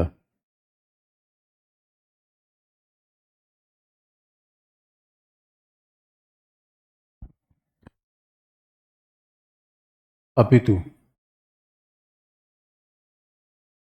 अपितु दोनों के बीच में एक शांति निर्माता की भूमिका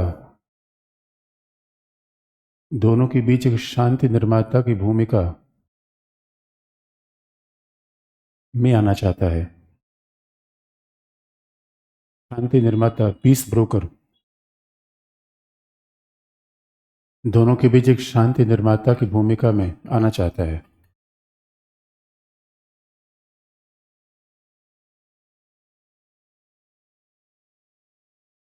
पीस ब्रोकर की भूमिका में आना चाहता है। हेडिंग चेंज कर लीजिए।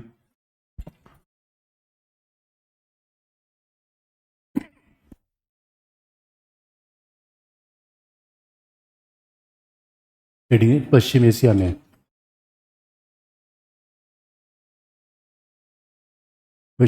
में भारत की बढ़ती पहुंच।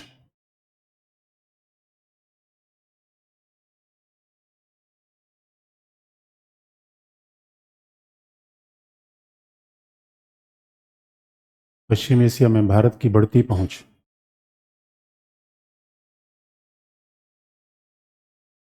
पहला पॉइंट। पश्चिम एशिया में भारत की बढ़ती पहुंच, पहला पॉइंट।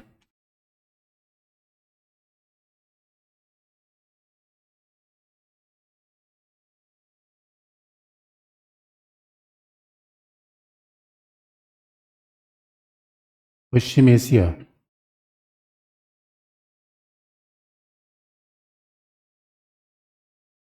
पश्चिम एशिया में मक्का मदीना होने के कारण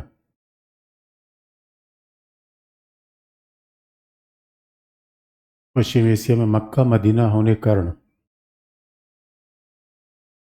भारत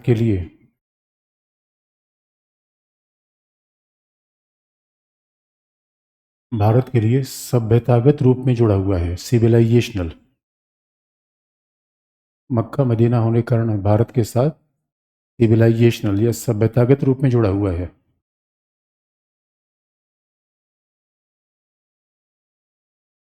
एक बात आप याद दिला दें, जब हम एक शब्द का प्रयोग करते हैं, इंडिया और वेस्ट एशिया का संबंध, हम करंट ट्रेंड को दिखाना चाहते हैं, लेकिन करंट ट्रेंड से एक लाइन पास्ट से थोड़ा सा अलगाव कर देंगे, क्योंकि हम उत्तर में पास्ट को बिल्कुल एक लाइन केवल लिख के निकल जाते हैं। जब हम शब्दों को देखिए, बार बार कहते हैं शब्दों का बड़ा महत्व होता है। वेस्ट एशिया के साथ हमारी सिविलाइजेशनल पार्टनरशिप है। वह राष्ट्र राज्य नए आए हैं या सिविलाइजेशन नहीं आई है? राष्ट्र राज्य, सिविलाइजेशन तो बड़े पुराने होते हैं। अब आप शुरू से देखेंगे, यानी एक जमाना था जब भारत में मुगल शासन था और एशियाई लैंग्वेज यूज होती थी यहाँ पे, फारसी। पूरी दुनिया में इस्लाम को मानने वाले सिया संप्रदाय में ईरान के बाद सबसे बड़ी संख्या में हमारे यहाँ है। और मक्का मदीना होने के कारण कोई भी इस्लाम में जो धर्म रखता है उसके लिए मक्का मदीना उतना ही महत्वपूर्ण है जिसके लिए हिंदू धर्मावलंबी के लिए गंगा। तो हमारे संबंध बड़े सिविलाइजेशनल है। और हकीकत की बात यह है, जो नाम हमें हिंदुस्तान मिला वो पश्चिमी एशियाई देशों ने तो हमें दिया। जो नाम हमें हिंदुस्तान मिला वो किसने दिया? पश्चिमी एशियाई देशों ने। इंडिया जो शब्द हमें मिला तो वहाँ तो हमारे जुड़ा बड़ा सिविलाइजेशनल है। लेकिन आपको पता है, पाकिस्तान के बंटवारे के बाद थोड़ा सा ब्रेक हुआ मामला, और पाकिस्तान के बंटवारे के बाद पाकिस्तान ये कह दिया, ना ना भाई, तुम्हारा सिविलाइजेशन के साथ कोई जुड़ाव नहीं, मेरा जुड़ाव है। तो आप देखेंगे, अब यहीं से थोड़ा पाकिस्तान ने उसमें, आप जानते हैं कि दो लोगों के बीच दोस्ती हो, उसमें तीसरा कोई ना, ऐसा होता नहीं जीवन में। इतना अगर आसान रास्ता आपको मिल गया होता कि दो दोस्तों में दोस्ती हो रही है और तीसरा कोई आपके बीच में आ ही नहीं रहा है, फिर तो आप बड़े भाग्यशाली हैं। तीसरा जरूर आएगा, और तीसरा नहीं आएगा तो मामले में ट्विस्ट भी नहीं होगा उसमें। तो मेरे बच्चों, इसलिए जब भारत का डिवीजन हुआ, अब पाकिस्तान ने कह दिया कि भाई उस उत्तराधिकार को जो पश्चिम एशिया के साथ है उसके नज़दीक हम हैं। और आपको पता है, शायद हमने पहले बताया भी है, पाकिस्तान से तो बताया भी होगा, पाकिस्तान में पढ़ा है कि नहीं पढ़ा है? वो मैं भूल भी जा रहे हैं बच्चे, करें इतना सोच रहे हैं। तो आप याद रखो, अब एक चैलेंज हमारे पास आया, ठीक है, आगे लिख लीजिए अगला पॉइंट।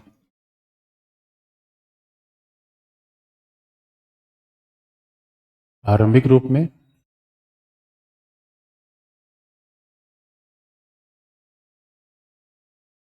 आरंभिक रूप में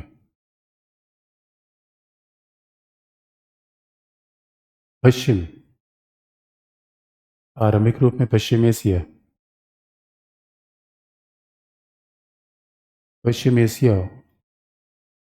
और फिलिस्तीन मुद्दे का समर्थन भारत ने इसलिए भी किया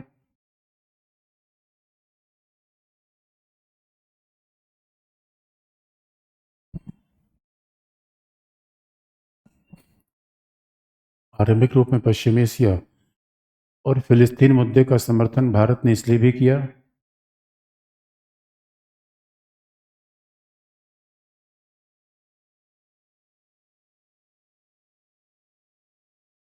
क्योंकि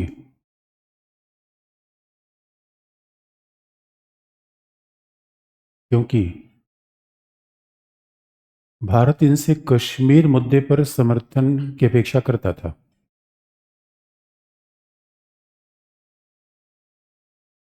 क्योंकि भारत इनसे कश्मीर मुद्दे पर समर्थन की अपेक्षा करता था।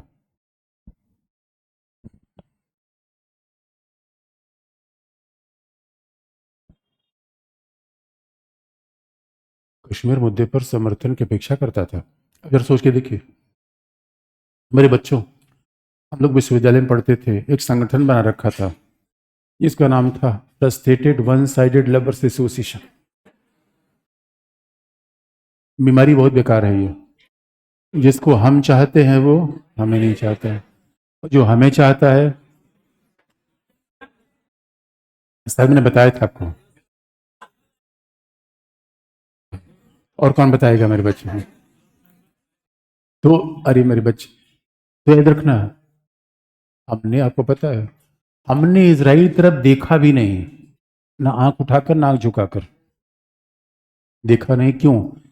क्योंकि अरब देश हमारा समर्थन करेंगे कश्मीर मुद्दे पर। लेकिन पता चला अरब देश हमारा समर्थन करने के बजाय पाकिस्तान का समर्थन कर रहे थे। और 1969 में एक बड़ी घटना हुई, ये भी बताया था मैंने। अच्छा, मैं पूछ लूँगा, मैंने बताया कि नहीं बताया। 1916 में बड़ी घटना हुई, आपको पता है? पाकिस्तान ने इस दुनिया में एक संगठन बनवाया। देखिए पाकिस्तान कितना खुराफाती काम करता है। ऑर्गेनाइजेशन ऑफ, पाकिस्तान ने इस दुनिया में एक संगठन बनाया, ऑर्गेनाइजेशन ऑफ इस्लामिक कॉन्फ्रेंस। और इस संगठन के निर्माण के द्वारा पाकिस्तान ने ओआईसी का निर्माण किया और नेशनल ऑफ इस्लामिक कॉन्फ्रेंस बनाया। अब सोचिए, ये पश्चिमी एशियाई देशों की चाल नहीं थी, ये पाकिस्तान की चाल थी। पाकिस्तान ने कहा भाई ऐसी बात नहीं बनेगी, सारे इस्लामी देशों को एक होना पड़ेगा। अब हकीकत की बात यह है, धर्म के आधार पर अगर लोग एक हो जाते तो सऊदी अरेबिया ईरान आज तक लड़ते थोड़े, इराक और कुवैत में लड़ाई थोड़ी होती। तो मेरे बच्चों, ये कहने की बातें हैं, ये भावनात्मक मुद्दा होता है। धर्म के आधार पर ही चीजें एक होती, तो भाई भाई के बीच में प्यार होता है, लड़ाई होती है। लड़ाई कहाँ शुरू हो जाती है? देखिए, लोग धर्म धर्म के बीच है, तलाक कभी होता ही नहीं। होता है या नहीं होता है? धर्म होता है, कुछ और कारण होता है। तो लेकिन पाकिस्तान ने ओआईसी बनवाया, चलो ठीक है, पाकिस्तान। लेकिन जब ये हुआ कि उसका उद्घाटन हो रहा था, तो भारत को हमने इधर फखरुद्दीन अहमद को भेजा, आप जाइए। पाकिस्तान गेट पे धरना दे के बैठे क्या? पाकिस्तान ने कहा भारत को घुसने नहीं दूंगा। फखरुद्दीन अहमद ने कहा अरे चिंटू क्या बात है, हमें क्यों नहीं घुसने दे रहा है? कहा पहले तुम ये बताओ, तुम इस्लामी राज्य हो या सेकुलर स्टेट हो? भारत ने कहा हूँ तो सेकुलर, लेकिन तभी हमारे यहाँ इंडोनेशिया के बाद सबसे बड़ी मुस्लिम पॉपुलेशन कहाँ है, और जल्दी इंडोनेशिया को हम छोड़ने वाले हैं। बस ये 2-4 महीने की बात है ये। हम जनसंख्या में किसी को अपने से आगे रहता हुआ देख नहीं सकते। और मेरे दोस्तों, अगर मुझसे कोई राय ले जनसंख्या क्या किया जाए, तो क्या बढ़ाओ? अरे अमेरिका, कोरिया, साउथ कोरिया खाली हो रहा है, जापान खाली हो रहा है, कनाडा खाली हो गया है, रसिया में कोई बचा नहीं है। कहाँ के लोग होंगे? तो मेरे बच्चों देखो, तो बात क्या की, जो बात ध्यान रखने की है कि हम उम्मीद करते थे भाई देखो ये हमारा समर्थन देंगे, लेकिन ओआईसी के मुद्दे पर, और ये प्रवचन कई बार ईरान भी कर देता है। अभी अभी हाल हाल में ईरान में कश्मीर पर प्रवचन, ईरान तो, ईरान भी ओआईसी मेंबर है।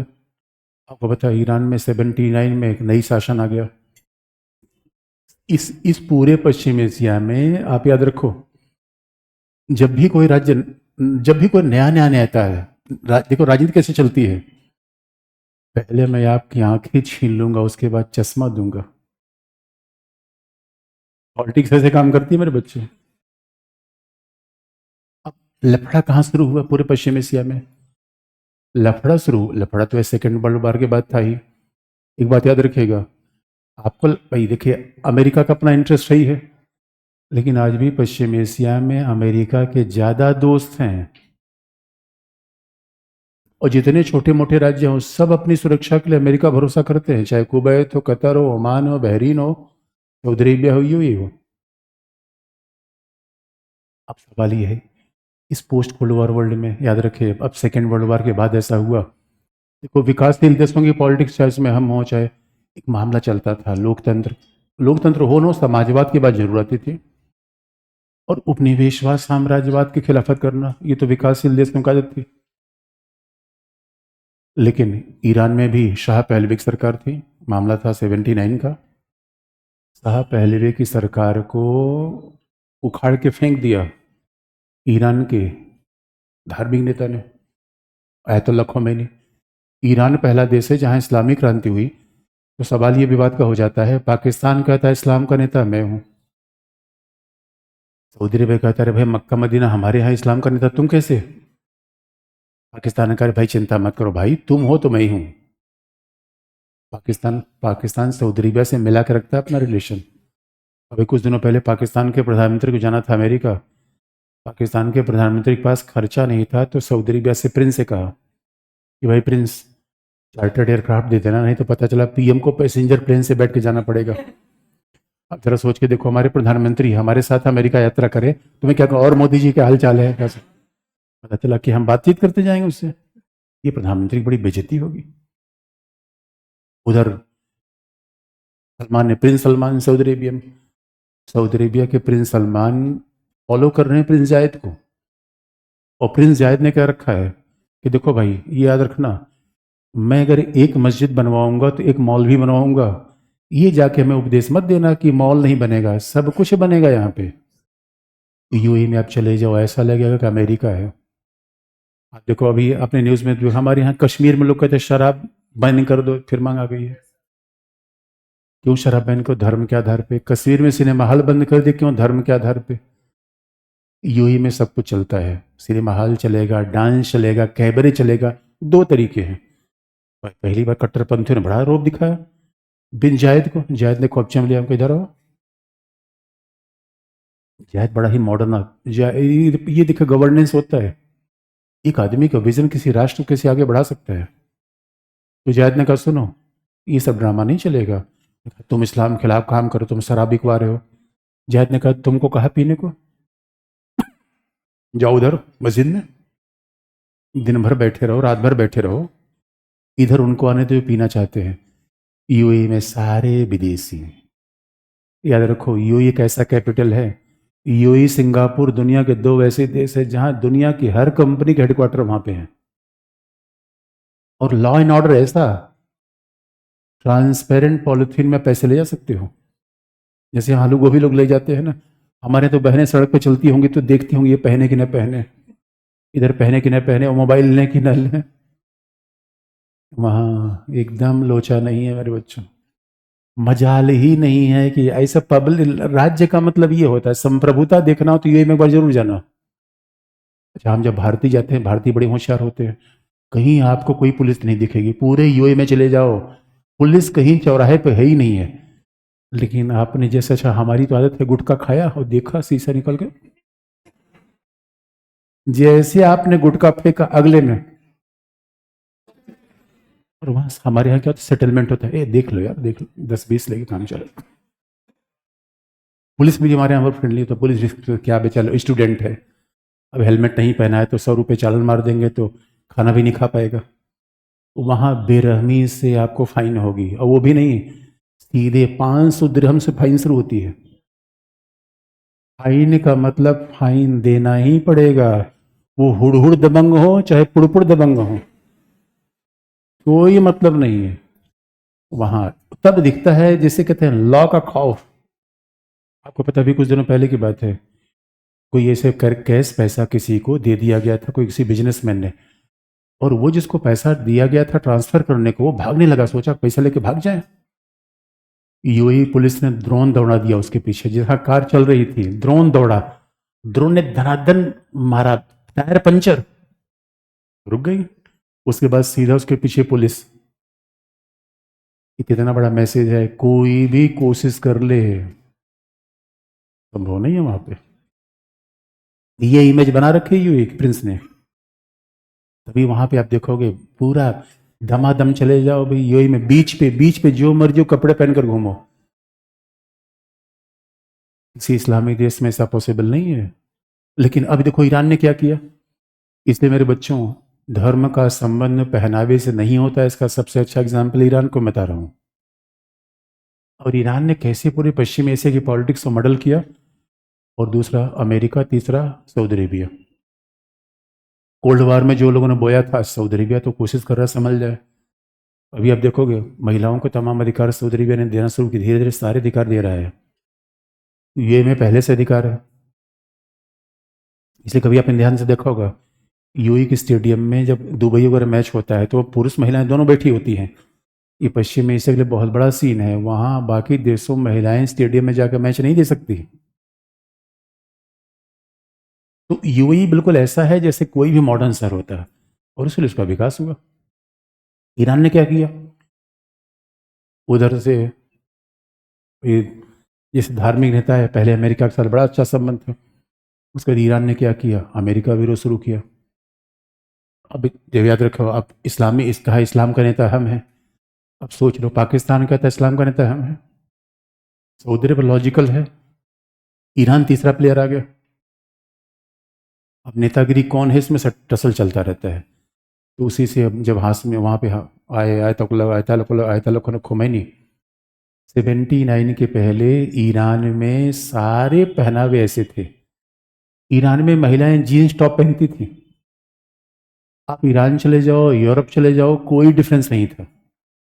ये मामला शुरू हुआ 79 से। 79 के बाद वहाँ पे स्कार्फ बुर्का कंपलसरी कर दिया गया। ये घटना 79 की है मेरे बच्चों। और आज भी महिलाओं से वहाँ पूछा गया है क्या आप बुर्का पहने, तो 70% महिलाओं का नहीं। ये तो खौफ है शासन का कि दबा रखा है। इसका मतलब है कि जो चीज़ यूएई ने नहीं आने दिया वो ईरान ने लाया। ईरान यूएई दो अपोजिट मॉडल है। ईरान का मॉडल दिखता है कि कोई देश अपने को बिगाड़ कैसे सकता है, ईरानी ओ माय गॉड सबसे प्रतिभाशाली, सबसे बड़ी संख्या पश्चिम एशिया में 5 करोड़ की आबादी है उनकी। पहला, ईरानी बड़े पढ़े लिखे होते हैं शुरू से अपने आप में। ईरानी अपने आप किसी समझते नहीं है। ईरानी कहते हैं हमारी प्रजाति के लोग हैं। पश्चिम एशिया में अपने ज़्यादा किसी को आमने सामने समझते नहीं वो। जैसे हमारे कश्मीरी अपने भारत में किसी के आगे वो नहीं समझते, कहते कश्मीरी है कश्मीरी। हम कहा नहीं नहीं, हमने तो सुना था तुम हिंदू या मुस्लिम का बेकार की बात मत करना, हम कश्मीरी हैं। मैंने कहा बंगालियों से तो समझ गया वे भालोबाची बंगाली नो। हम कहा यूपी नो, उल्टा उल्टा उल्टा प्रदेश कश्मीरी। ऐसे ही ईरान में है। अब ये भी गलतफहमी लोगों को होती है, क्या करें। अच्छा थोड़ा सा शारीरिक मामला है वहाँ के ईरान के लोग, कश्मीर के लोग आप देखोगे तो फिजिकली अलग ही आपको दिखेंगे एकदम से। तो ईरान की इतना पोटेंशियल वाला देश शासन कैसे बर्बाद कर सकता है उसका एग्जाम्पल है। उसके बाद इन्होंने क्या किया, एंटी अमेरिका। अब ईरान का विरोध करोगे तो अमेरिका विरोध आपको करना पड़ेगा, और अमेरिका विरोध किया फिर इसराइल अपने आप आ गया।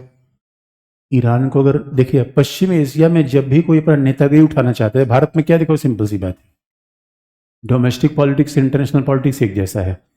भारत में अगर नया नेता बनना चाहते हो, आपको ऐसे उपाय है मैं बताता हूँ। क्या कहोगे, अनुसूचित जातियों जनजातियों के साथ अन्याय हो रहा है, हम नहीं होने देंगे, और जाति जनगणना अभी होना चाहिए, और बनारस मथुरा में मंदिर बनना चाहिए। पॉलिटिक्स शुरू हो गई आपकी।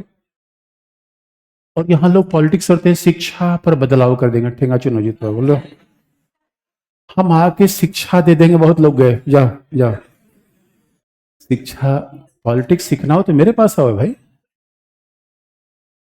मेरे बच्चों यही घर में होता है, यही बाहर होता है। इसीलिए पश्चिम एशिया में किसी देश को अगर ये करना होगा, कोई इस्लाम का नेता है उसको फिलिस्तीन का मुद्दा उठाना ही उठाना है। फिलिस्तीन, इस चक्कर में फिलिस्तीन मर गया। फिलिस्तीन ने कहा भैया कब तक हमें उठाओगे, हमारा मुद्दा उठाओगे हमें भी उठाओगे, बस चिंता मत करो हम तुम्हारे साथ हैं। मर रहे हैं फिलिस्तीनी, मजा किसको आ रहा है। मेरे दोस्तों पॉलिटिक्स शतरंज का खेल है जहां प्यादे पिटते हैं और वजीर बैठा रहता है। इसे अब ईरान ने क्या करना शुरू कर दिया, फिलिस्तीनी भाइयों का हम हक दिला के रहेंगे, और फिलिस्तीनी भाइयों को हक दिला के रहेगा इसका मतलब इस्लाम का नेता हम हैं। और उसके बाद तो सिया सुन्नी का झगड़ा ईरान ने अलग पैदा कर दिया। ईरान ने कहा, अगर हम इस्लाम के नेता है, ईरान में 90% सिया कम्युनिटी के लोग हैं, इसलिए आप देखोगे, और 10% सुन्नी है। और सिया सुन्नी के बीच झगड़ा धार्मिक नहीं है, कुल मिला के झगड़ा राजनीतिक ही है। अरे भाई, थोड़ी मोड़ी धार्मिक अंतर तो हर जगह होते हैं। तो अभी झगड़ा होना शुरू हुआ। आप कहोगे सर ये बताओ, पश्चिम एशिया में ईरान का लफड़ा कहाँ डाल दिया आपने? ईरान से क्या मतलब है हमारा? सीधी सी बात है, ईरान ने इस्लाम के नाम पर फिलिस्तीन का मुद्दा उठाया, बात यहीं तक नहीं रुकी।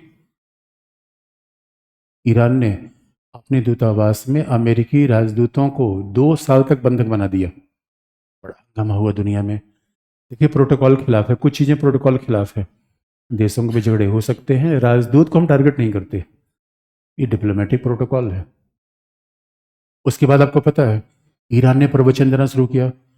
ईरान ने कहा, कश्मीर में मुसलमानों के साथ बहुत बुरा हो रहा है। अब हम आ गए उस लपेटे में।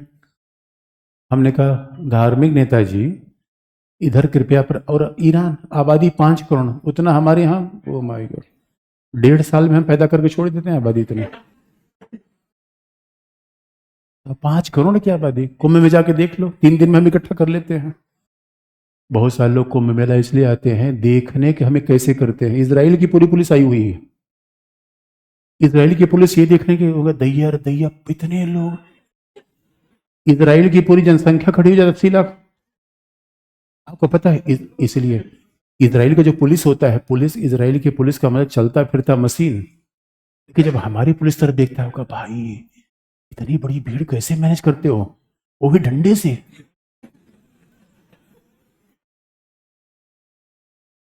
तो मेरे बच्चों, अब बताओ, ऐसे देश को सिखा कौन रहा है? ईरान।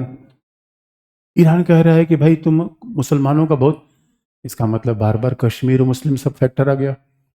इसीलिए हमने कहा, हमने तो पश्चिम एशिया को दिलो जान दे दिया दोस्तों, हमने इसराइल तरफ देखा नहीं कि कश्मीर पे तो हमारा समर्थन करेंगे, लेकिन इन्होंने समर्थन नहीं किया। क्या करें, दिल तोड़ के बैठ जाएं या कोई और उपाय अपनाएं?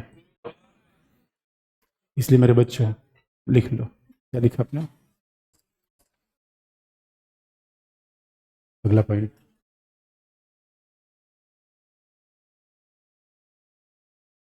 वर्तमान में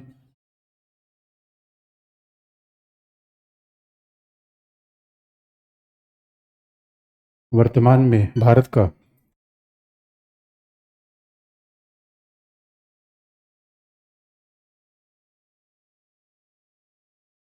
वर्तमान में भारत का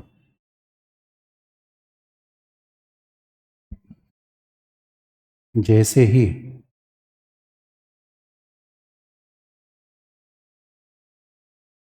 वर्तमान में भारत का जैसे ही आर्थिक महाशक्ति के रूप में उभार हुआ,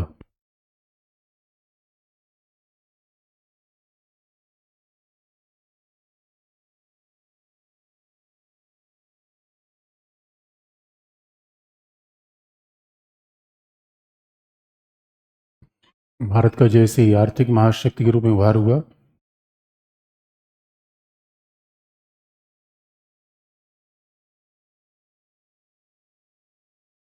पश्चिमी एशियाई देशों ने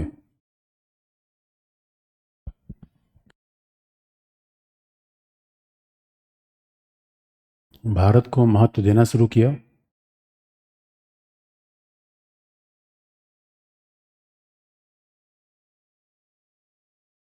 और भारत ने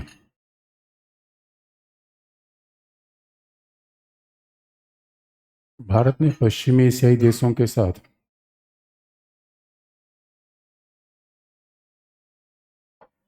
भारत ने पश्चिमी एशियाई देशों के साथ संबंधों को नई दिशा दी।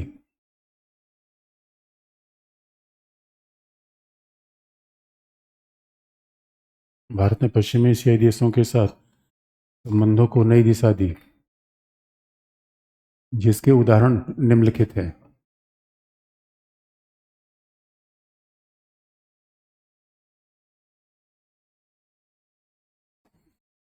सॉरी, पश्चिमी एशियाई देशों के साथ संबंधों को नई दिशा दी, इसके उदाहरण निम्नलिखित हैं।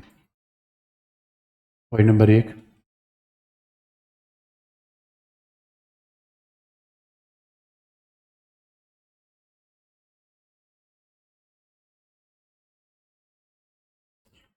पश्चिम एशिया।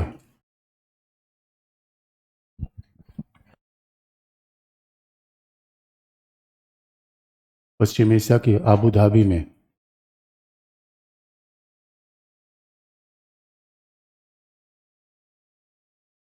पश्चिम एशिया के आबू धाबी में आईआईटी। पश्चिम एशिया के आबू धाबी में आईआईटी की शाखा खोली गई है।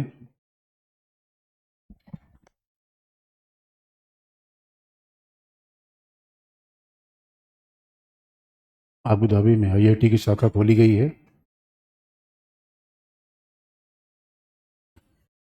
अगला पॉइंट।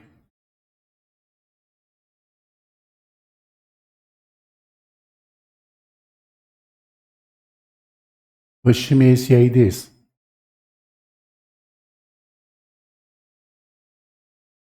पश्चिम एशियाई देश गैस रिच कंट्री होने के कारण। पश्चिम एशियाई देश गैस रिच।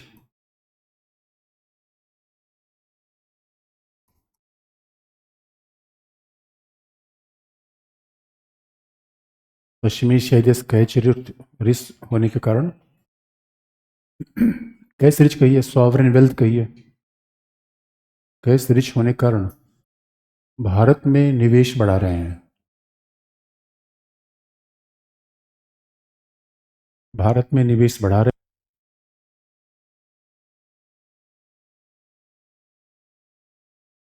भारत में निवेश बढ़ा रहे हैं, जिसमें लुलु मॉल एक उदाहरण है। जिसमें लुलु मॉल,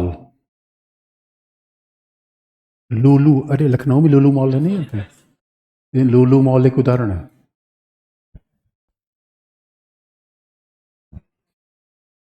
और एक बात याद रखिएगा, जैसे आपको जो बातें मैंने बता दी वो करंट अफेयर में बदलता नहीं है, लेकिन बदलता क्या है, अब याद रखिएगा, यूएई चाह रहा है कि वो डिफेंस इंडस्ट्री में यहाँ पे इन्वेस्टमेंट करे। पैसा बहुत ज़्यादा है। अभी यूएई ने आर्टिफिशियल इंटेलिजेंस के विकास पर $1 ट्रिलियन का इन्वेस्टमेंट किया है। भाई इनकी आबादी है कम, तेल गैस से पैसा आ रहा है, सर्विस सेक्टर से पैसा आ रहा है, इनके पास इन्वेस्टमेंट के चांस होते हैं। इसलिए हमने पूरे पश्चिम एशियाई देशों को कश्मीर की यात्रा स्पेशली कराई है। बड़े बड़े हिसाब से चीज़ों को देखा जाता है। और यूं जब अब सवाल है, कश्मीर जैसी जगह जब पश्चिम एशिया के लोग देखेंगे तब तो समझ में आएगा कि बुर्ज खलीफा एक तरफ, हमारे यहाँ केवल खलीफा भारी। भाई बुर्ज तो खलीफा तो कहीं बन सकता है, कश्मीर कहीं थोड़ी हो सकता है। तब सब सारे लोगों का ओ माय गॉड, कश्मीर तो सच में जन्नत है। उनका जन्नत है, कुछ बनाओ यहाँ पे, कुछ लगाओ, जरा पैसा वैसा लगाओ। देखो यही दोस्त का परिणाम होता है मेरे दोस्तों। दोस्त कौन है? जो हमारे यहाँ इन्वेस्टमेंट करे। एक बात याद रखना, चाइना के इन्वेस्टमेंट आना नहीं चाहते। चाइना के इन्वेस्टमेंट पे सिक्योरिटी फिल्टर लगा रखा है। अमेरिका यूरोप के नखरे बहुत ज़्यादा हैं, फिर वही बात है, वो हम आगे आपको बता देंगे। इसलिए यूरोप से फ्री ट्रेड एग्रीमेंट आज तक नहीं हो पा रहा है। चल रहा था दो, यहाँ से चल रहा है, 2017 से बातचीत चल रही है, 2013 से चल रही है, कुछ नहीं हो पाया। उनके लफड़े अलग है। इसलिए आपको लगता नहीं, हमें निवेशक चाहिए, हमें इन्वेस्टमेंट चाहिए, और पश्चिम एशिया के देश बड़ी इन्वेस्टमेंट कर सकते हैं। तो जो भाई चाइना कर नहीं सकता है, यूरोप की अपनी क्षमता सीमित है, ईस्ट और वेस्ट हमारे पड़ोस में है, इनको पैसा चाहिए, इन्वेस्टमेंट यहाँ आगे बढ़ा दे।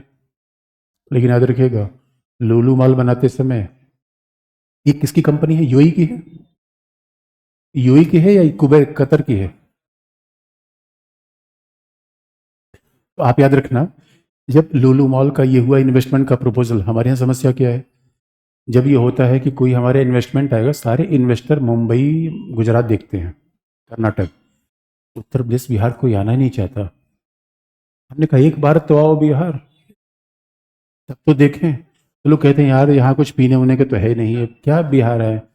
हमने कहा आओ, देसी है यहाँ पे, चिंता की बात नहीं है। तो मेरे बच्चों, यूपी में इन्वेस्टमेंट की बात आई तो यही देखो चैलेंज है हमारे यहाँ। पूरब सबसे पिछड़ा भाग है, पूरब की इन्वेस्टमेंट सरकार की प्राथमिकता में है, विदेशी इन्वेस्टर पूरब आने से बचता है। कोई देश जब हमारे यहाँ आता है, पता है उसका एम्बेसी यहाँ पे है, पूरी स्टडी करके आता है वो देश। बिजनेस इमोशन पे नहीं चलता मेरे को, तो यहाँ का पूरा फीडबैक उसको मिलता है कि कोई सरकार कितनी स्ट्रांग है, कोई सरकार वादा करेगी, कर देगी या नहीं कर देगी। इसे आप याद रखिएगा, अगर हमारे यहाँ गठबंधन सरकार बनती है तो कोई इन्वेस्टर नहीं आता। अभी अब देखो, अचानक 2024 के चुनाव के बाद सारे इन्वेस्टरों ने भागना शुरू कर दिया था। उसके बाद ये 2-3 अभी विधानसभा के रिजल्ट जब पॉजिटिव आ रहे हैं, सारी एम्बेसी होती, सारा फीडबैक देती कि नहीं भाई जो ये कहेंगे वो कर देंगे। इस वजह से कतर है, कुवैत है, ओमान है, बहरीन है, इनका हम इन्वेस्टमेंट लाना चाहते हैं। ये नया संबंध है, पहले ऐसा नहीं था। पहले मतलब था पश्चिम एशिया मतलब कश्मीर पाकिस्तान, कश्मीर पाकिस्तान। कश्मीर पाकिस्तान की हम बात ही नहीं करते आजकल। क्यों? क्योंकि ये हमें हाथों पर लेने को तैयार। ये हम प्रधानमंत्री कौन सा अवार्ड नहीं मिला? अच्छा, प्रधानमंत्री बड़े जुगाड़ू हैं। अवार्ड अवार्ड के लिए बस तो कह देते हैं सारा अवार्ड तुम हमें दे देना, हम तुम्हें दे देंगे। और आप याद रखना, मारवाड़ी बड़ा होशियार होता है, पर रिलेशन पे बिजनेस कर लेता है। और हमारे यहाँ पता चला रिलेशन पे कैसे, रिलेशन पे कैसे, मेहमान आ जाए उसको इतना खिला पिला दो और इतना फ्री में घुमा दो। नहीं, पता चला मेहमान कुछ खा रहा है तो बार बार एटीएम घूम घूम के देख रहे हो, कैसे बात बनेगी? एक बार उसको खिला दो तब तो आप विश्वास करेगा उस पर। इसे पैसे वालों को फंसाया कैसे जाए, ये कौन जानता है? लिख लो, क्या लिखा आपने? और संयुक्त अरब अमीरात के द्वारा,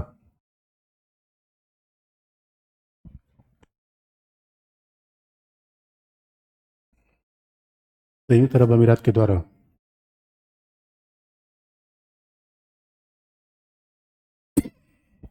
भारत की, संयुक्त अरब अमीरात के द्वारा भारत की रक्षा क्षेत्र में भी निवेश का प्रस्ताव किया गया है।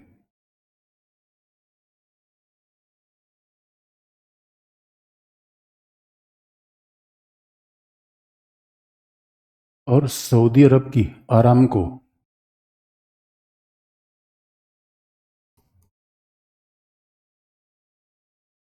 ये तेल कंपनी है, जायंट है, सऊदी अरब की आरामको,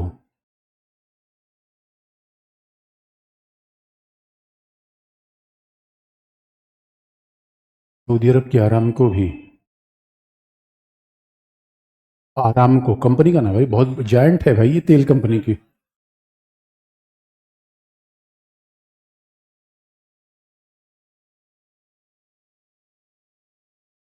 आरामको भी भारत में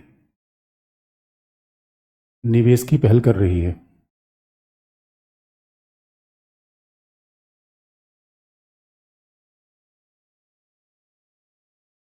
आरामको भारत में निवेश की पहल कर रही है। अगला पॉइंट, इससे भी बढ़कर,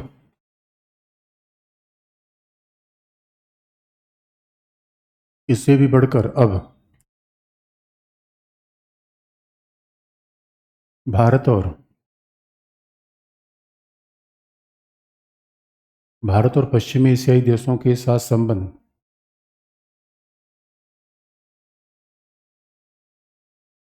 इससे भी बढ़कर अब भारत और पश्चिमी एशियाई देशों के साथ संबंध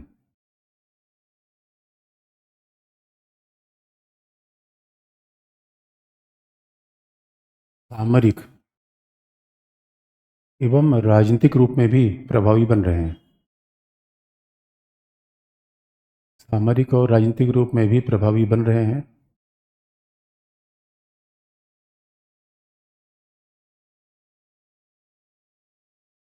सामरिक और राजनीतिक रूप में भी प्रभावी बन रहे हैं, क्योंकि सामरिक और राजनीतिक रूप में भी प्रभावी बन रहे हैं क्योंकि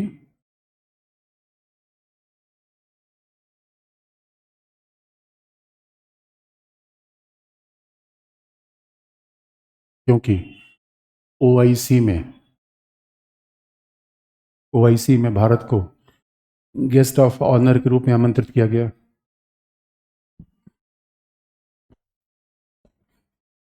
ओआईसी की अबू धाबी बैठक में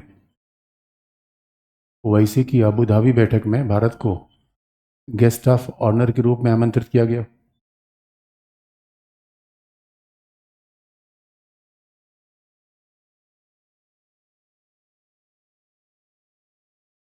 गेस्ट ऑफ ऑनर के रूप में आमंत्रित किया गया।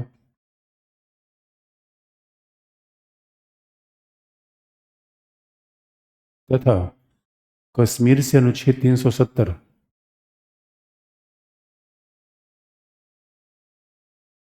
कश्मीर से अनुच्छेद 370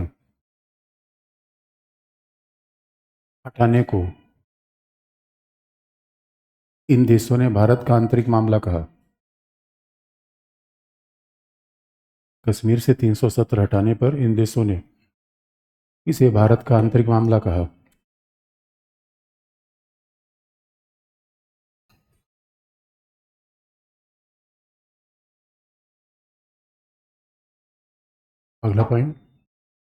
अगला पॉइंट साइबर सुरक्षा, समुद्री सुरक्षा,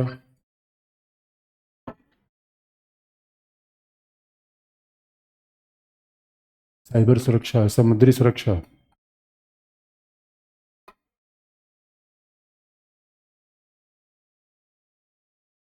तथा आतंकवाद के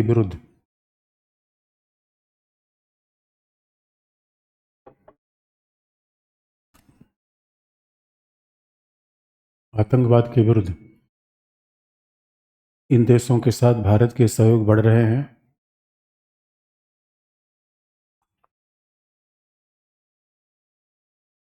आतंकवाद के विरुद्ध इन देशों के साथ भारत के सहयोग बढ़ रहे हैं।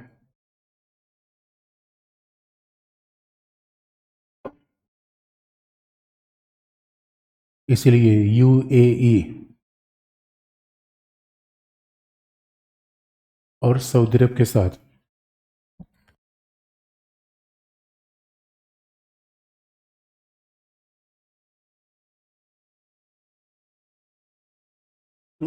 सऊदी अरब के साथ भारत ने सैन्य अभ्यास भी आयोजित किया।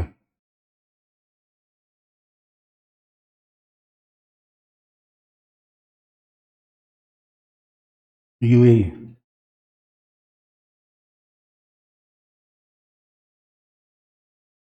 भारत ने सैन्य अभ्यास भी आयोजित किया। अगला पॉइंट है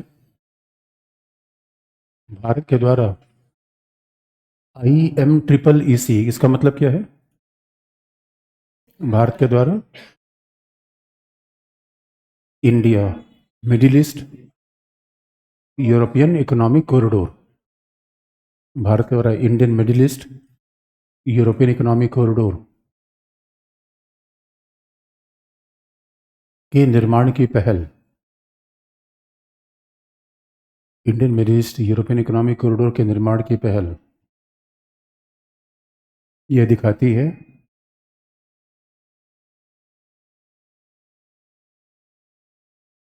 कि भारत इस क्षेत्र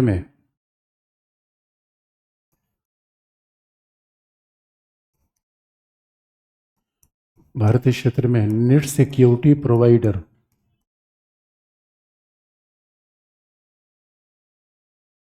की भूमिका का निर्वाह कर रहा है। भारत क्षेत्र में नेट सिक्योरिटी प्रोवाइडर की भूमिका का निर्वाह कर रहा है।